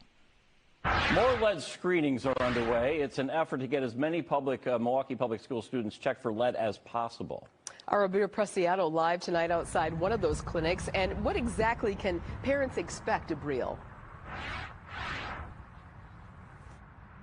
Mary, doors may be closed right now at North Division High School, but tomorrow at around this same time, you can expect to see hundreds of people coming in and out to get their lead testing screenings, which will be taking place tomorrow. Tables are set inside the North Division High School cafeteria, ready to receive Milwaukee Public School students on Wednesday. The earlier you can show up tomorrow, the better. Milwaukee Deputy Commissioner of Environmental Health Tyler Weber says the clinic will have the capacity to provide screenings for 300 students. It's children's staff, it is MPS staff helping, it is largely MHD staff as well. Easily 20, 30 staff. This comes as MPS tackles the ongoing lead crisis at their schools. Most recently, Westside Academy has been added to the list of schools closed. And later this month, Brown Street Academy will be added to that list for crews to get the lead out. With the contractors that they're bringing on board, it's becoming more systematic. And we think they're going to be able to scale up and do more work more quickly. Weber says they are currently working with the state health department after the Centers for Disease Control and Prevention denied their request for help. It would have been significantly helpful to have a handful of team from the CDC, a handful of people in that team advising us. And so we can still work with the state, but we're having to make a lot of decisions on our own. During the walkthrough, we were also able to get a look at several of the lead kits that will be used. The Milwaukee Health Department says it will all be a process, starting with registration, testing, and receiving education. The most important piece, besides remediating the lead hazards as best we can, as quickly as we can, is getting everyone tested. And the plan for the district is to inspect 100 buildings by the end of the year. And they say that right now it has cost them roughly $2 million on cleaning efforts, on lead cleaning efforts. Reporting live in Milwaukee, Abril Preciado, Fox 6 News. Thank you. Talking about money they don't have. It's cost us $2 million to do some cleaning. We get all that lead out, and these niggers don't do no thinking, no way.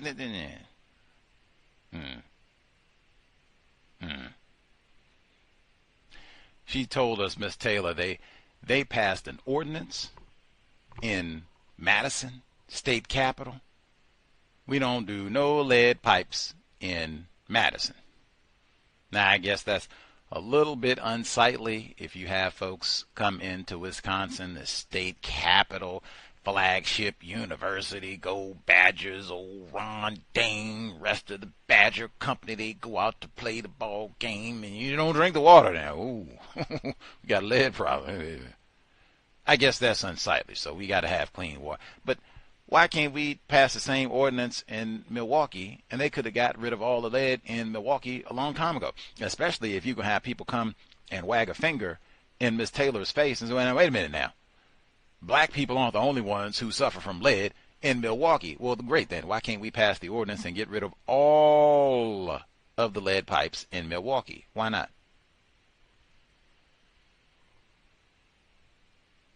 They can't say the finger thing because Milwaukee has a substantially higher population of people than Madison, so it should be an even greater sense of urgency to get this lead. I mean, there is no safe level of lead, and this problem cannot be corrected.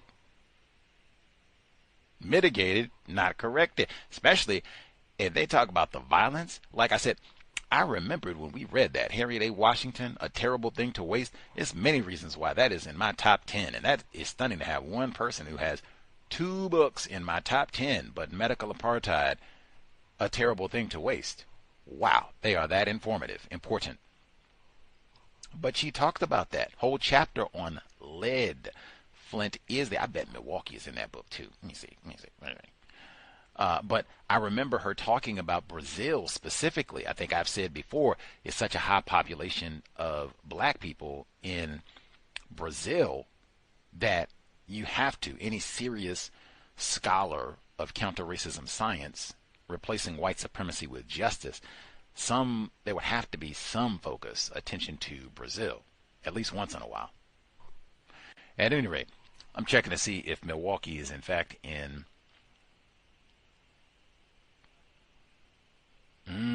let's see. Is Milwaukee in A Terrible Thing to Waste? Here we go. Let's see. Chapter 6, Taking the Cure. What can you do now? Ever since I caught the lead, I've been messed up in the head. I can't control my anger or feelings. David confided to a reporter, I could have been better than I am.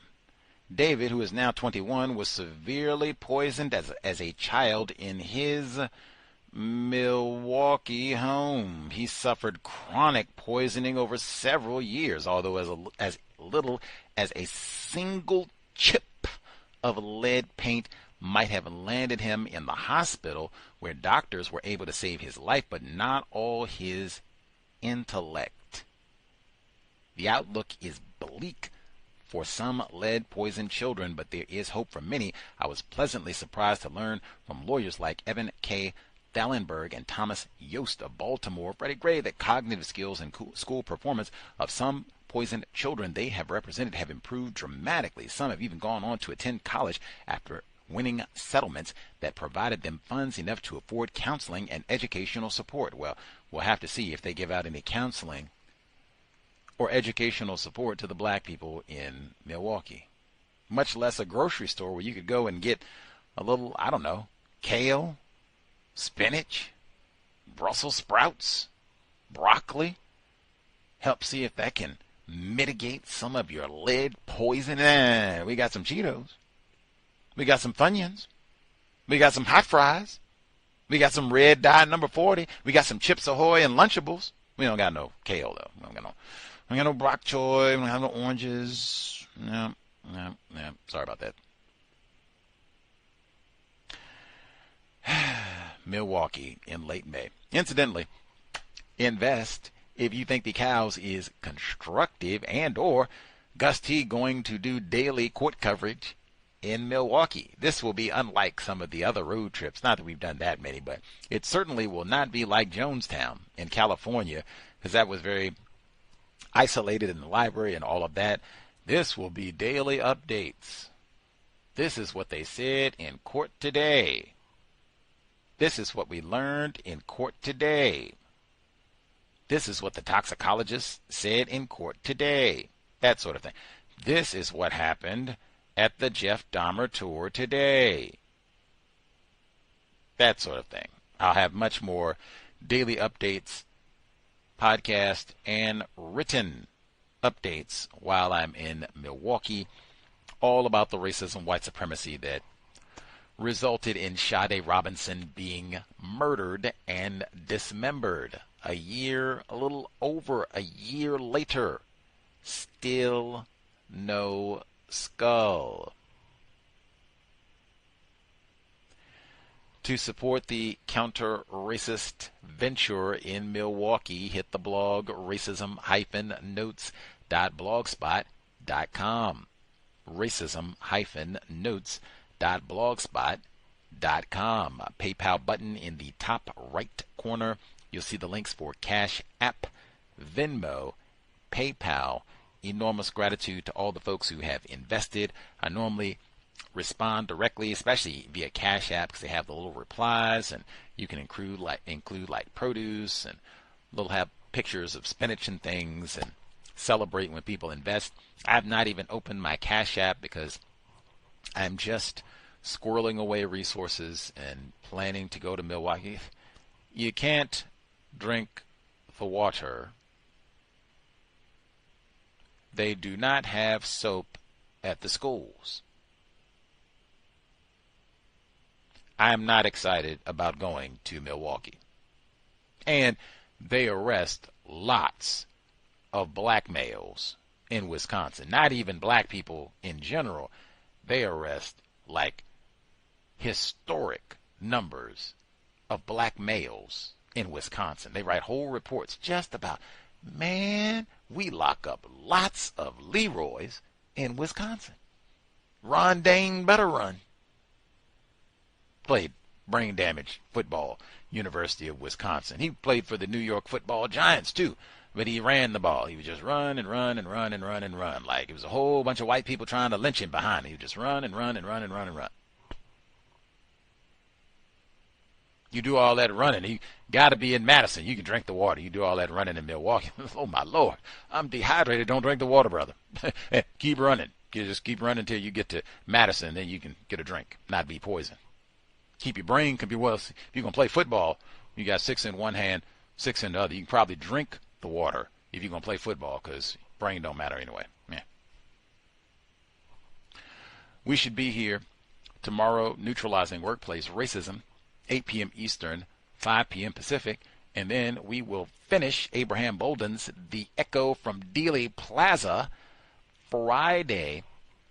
This Friday we will go 30 minutes early just because this is a hit it and quit it. There's only one chapter left in the epilogue, so we will only have one segment as opposed to our normal 2 audio installments. It'll just be one, and I'm taking advantage of the fact that there's less book to read since we're at the end. And Gus T is going to a terrarium class. I've so enjoyed my plants and such. And I did not know, talking about environmental racism and all this contamination, I knew for many years that there are certain plants, not all, but certain plants, they produce oxygen if you have them inside. Not at night. Actually, there are some plants that even at night, when the sun is down, they still produce oxygen. Great to have in the room, right? But I knew that part. I did not know that there are plants that actually filter the air in your residence, and you can get specific plants to filter out specific toxins from the air.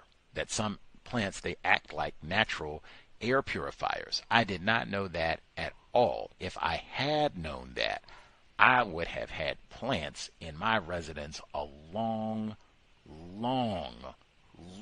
time ago. Like, that might even be counter-racist code, because they put so many black people in all these toxic regions.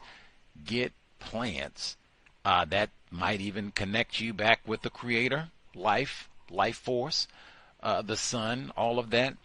But get plants that filter the air in your residence. And in fact, since I just, got into, I took a plant class. University of Washington is right there. They have the whole botanical gardens and a horticulture center, but they have classes on indoor house plants and outdoor and, all types of gardening, probably how to grow cannabis too. But I just took the indoor house plant class, and it was so informative. I think I might have been the only black person there. They had other non-white people, but no Leroy's or Lakeisha's. But I took the class, even got a free plant while I was there. Didn't kill them, the plants that I got, and I have got lots of new growth from both of those plants. And both of the plants that I got, air filters. And then I got more plants that are also air filters. I said, hey, they have a build a terrarium class. These are the, what, I don't even know. You get those like glass structures, and you just kind of put rocks, dirt, seeds, plants, maybe wood, water, whatever. You just kind of put it all in and forget, and it kind of develops on its own. These can be made as natural air filters as well. I had no idea. I'd seen them before and just thought, oh, that's cute, people that are into nature and all that. It could just be people that like having natural air filters. As opposed to having all that smog and LA air in your residence, hey, have some plants there. And I can say, since I'd say since I got 3 and more plants, and they have gotten bigger, right, new growth, and they said once they get bigger, they filter even more. My air filter does not come on as frequently. That could be lots of things, but I've not changed the settings or any habits. I didn't go from having 3 or 5 smokers come hang out to now not having them over at all. No major changes other than adding plants. It doesn't turn on as frequently. I'm super, because I basically still have all baby plants. I'm super excited now. What happens once they really develop? Give them like 6 months or so of growth, especially a whole like spring and summer of growth, because I got them right at the beginning of spring. So a whole spring and summer of growth. Now, how much filtering can they do then? I don't know if that's included in medical apartheid, but I would include that. Like, get plants that filter. And even that is so tacky, because if you have lead poisoned water, you can't feed that to your plants. You can't grow no tomatoes, collard greens, and kale, and bok choy. If you got all that poison, filter. Their plants are very sensitive. They will tell you got to filter all that or get clean. Go to Madison and bring back a few gallons or something. You can't put all that lead on the produce and such. Pitiful. Pitiful and pitiful. That's why there should be a sense of urgency in solving this problem. Anyway, we'll check in, see if folks have thoughts. I'm so glad we read A Terrible Thing to Waste, Harriet A. Washington. Such a great book, so informative. You can go back in the archives, and then we have a number of other programs about environmental racism and even about the lead poisoning specifically. We had Anna Clark, white woman suspected racist, as a guest on our program, right, also around the same time, 2020, and she was talking about the Flint, Michigan situation, white supremacy, racism, but lots of information. Same thing, talking about the exact same thing, black people being poisoned deliberately so with lead. Anna Clark, way back, like I said, 2020, when she was a guest on the program. Let's see. Retired firefighter Irie, if you had any thoughts, what you heard, any of the other folks listening in, if you have thoughts to share, what we heard from Miss Taylor on the lead crisis in Milwaukee, feel free. Yes, sir. When things like this come up, which they do all the time, you would figure it would be a national emergency. I was looking at a report where the news was talking about 2 fighter planes fell off an aircraft carrier, and each one of these planes cost $70 million. $70 million. Now, I would figure the price of one of those planes, that $70 million, would probably solve the problem of an area like what we were talking about this evening. I mean, it's a deliberate means to mistreat a group of people. And from a military standpoint, I think they are willing to sacrifice if there is some group, some people in that environment that are white, a segment, but not a whole lot, that sort of thing. So I just think it's a deliberate situation that because a problem like that can be solved in record time, in my opinion. And that's all I have to say. Thank you. There is that D word, deliberate. And I agree as well. This is one of the, I have, of late, I've been emphasizing Mr. Fuller's word, one of his, and it's not even like one of the terms he made up or anything like that, but just he would always emphasize that people classified as white lack the will to replace white supremacy with justice. Non-white people lack the ability to replace white supremacy with justice. I have been emphasizing how frequently when you look at this lead situation, white people lack the will, just like with that task force for missing and murdered black females. White people lack the will to solve these problems, replace white supremacy with justice. They have the ability to do so. It's not a money problem. Now, if this was, like he said, if this was let's go and bomb some non-white people, coins would rain from the heavens, literally. Get rid of the lead, and it's so important, he said it, white sacrifice. Now, that's one of the concepts Fuller did make up. We're okay. 3, 5, 10, 15 white people in Wisconsin, Milwaukee, whatever, they get lead poisoning, maybe even die, mess up their brain computer real bad, maybe the children, all of it, whole family. This is a war, but I told you the data, and she has this is in the newspaper, this is not we made up a fact or whatever, they got whole studies and what have you, moldy data, because this problem been going on for years, probably decades at this point.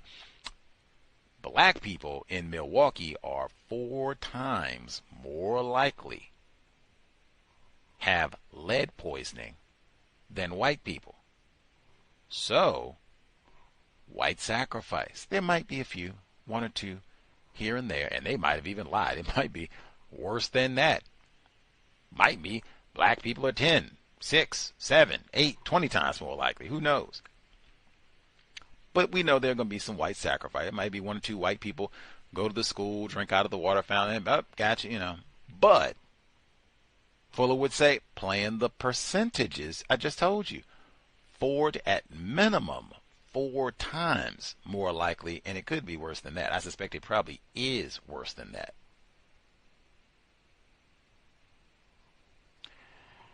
Anyway, white sacrifice. Not a problem if they don't have the money. They're just not interested in that's lots of places throughout the known universe where, that is not a priority, making sure that black people have clean, fresh water. We'll get to that later. Maybe never. Let's see.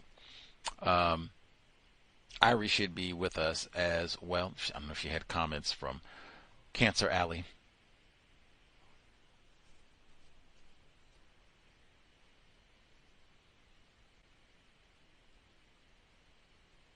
Might be just listening in. Right on for the suggestions, Irie, in Louisiana, and definitely at least filters and such for children. And I think I have seen some of those different videos. Black engineer who's coming up with different methods of producing, this is water that's been filtered, and different means of generating that. That would be awesome. Maybe for anywhere where you have, we should maybe codify any place where there's a population of black people over a certain percentage, where it seems likely that there's going to be some sort of lead issue, the paints, the pipes, whatever it is, switching the water source. Maybe that should be there even just in case something happens. Even that's in a number of the plans where Swango and others are talking about poisoning the water supply. Like, maybe that should be something to have just regardless. We are in a system of white supremacy racism, and everybody needs water. So we have that just in case too. Lots of things. That's why I said it's so much to consider before you have children at minimum. Have we tested our water? Not safe to bathe your child. Like I said, you can't give the lead water to the plants. Can't bathe your child in this water either. Have to think about that. Now, how are we going to give our child a bath? Do you just risk it? Not that big a deal. Don't bathe the child. What are we going to do? Lots to think about before you produce offspring. Lots. Anyway, let's see.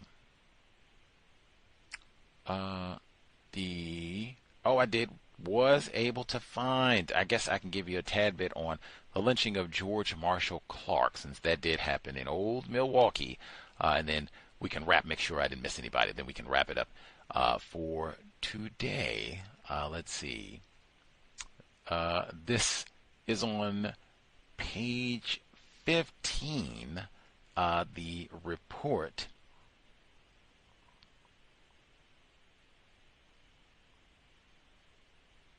Give the full title. Here we go. Wisconsin's Lynching History, 1861 to 1875, by Megan M. Beer, B-E-E-R, Pemberton. As I said, this is on page 15 of said report.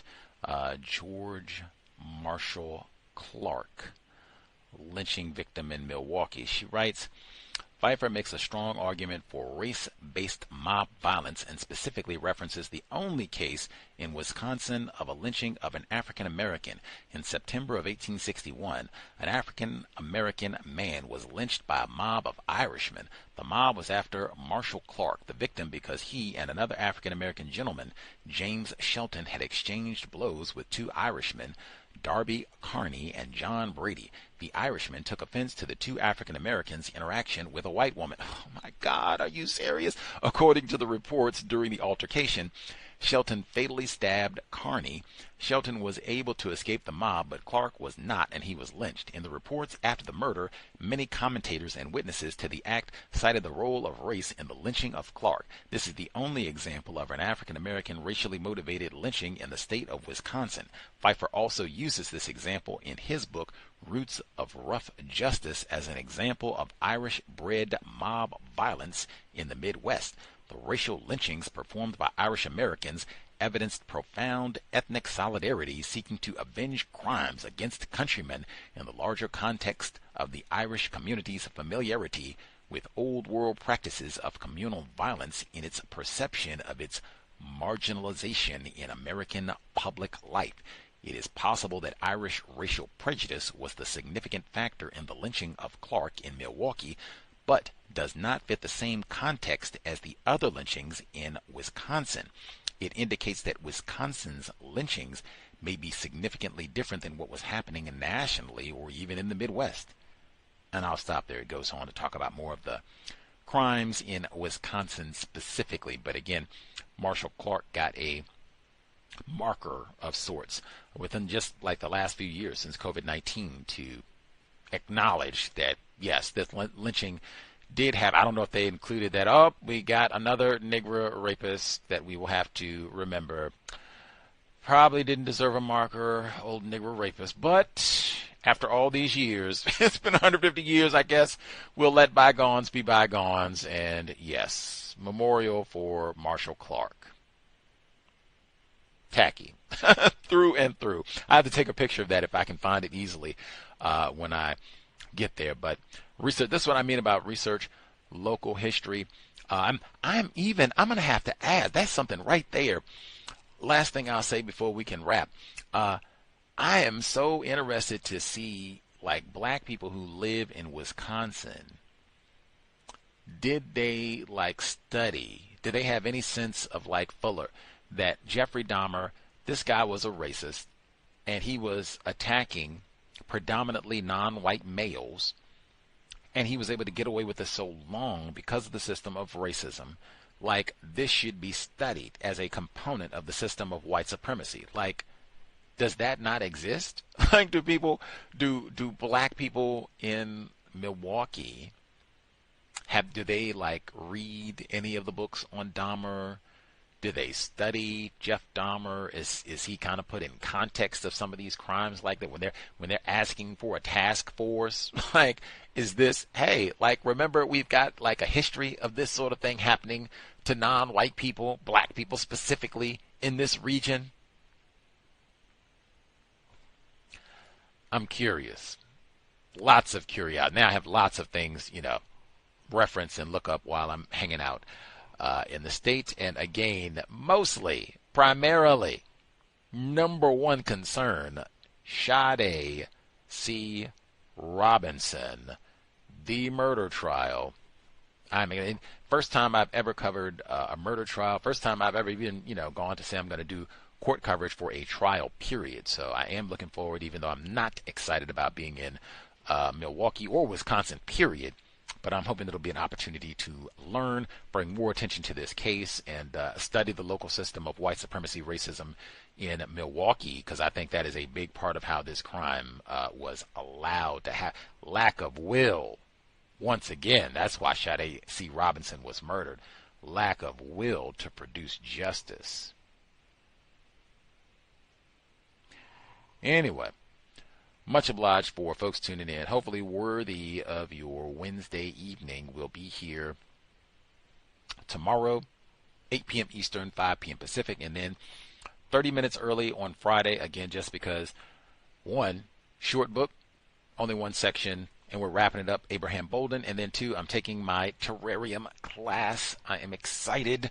Natural air filter, and then just to see how it all develops. But just 30 minutes early, so not massive change, but Friday, 7:30 p.m. Eastern, 4:30 p.m. Pacific this Friday. I think the time is already reflected in the scheduling postings online. I'll give out reminders on social media and all that, and remind people tomorrow as well. Much obliged for tuning in. The sobriety would be best. They have so many chemicals that they dump in the air and water and soil. Do the best that we can to preserve our brain computer. We're not going to be drinking, smoking, making ourselves easier victims for race soldiers, Jeff Dahmer, Sade Robinson's race soldier killer, and the rest. That's it. Creator, help us maximize our time and energy to replace white supremacy with justice. We heard the word urgency used in the program today. Absolutely. Remind us not to waste non-white people's time and energy, especially our own. Stop name-calling black people. Stop gossiping. Stop producing throwaway black children to be poisoned with lead and shipped to schools with no soap. Replace white supremacy with justice immediately. Cal signing out. Thanks all for tuning in. Nigga, you so brainwashed. I'm a victim, brother. No problem. You're a victim. I'm a victim of 400 years of conditioning. Shut up. The man has programmed my conditioning. Even my conditioning has been conditioned.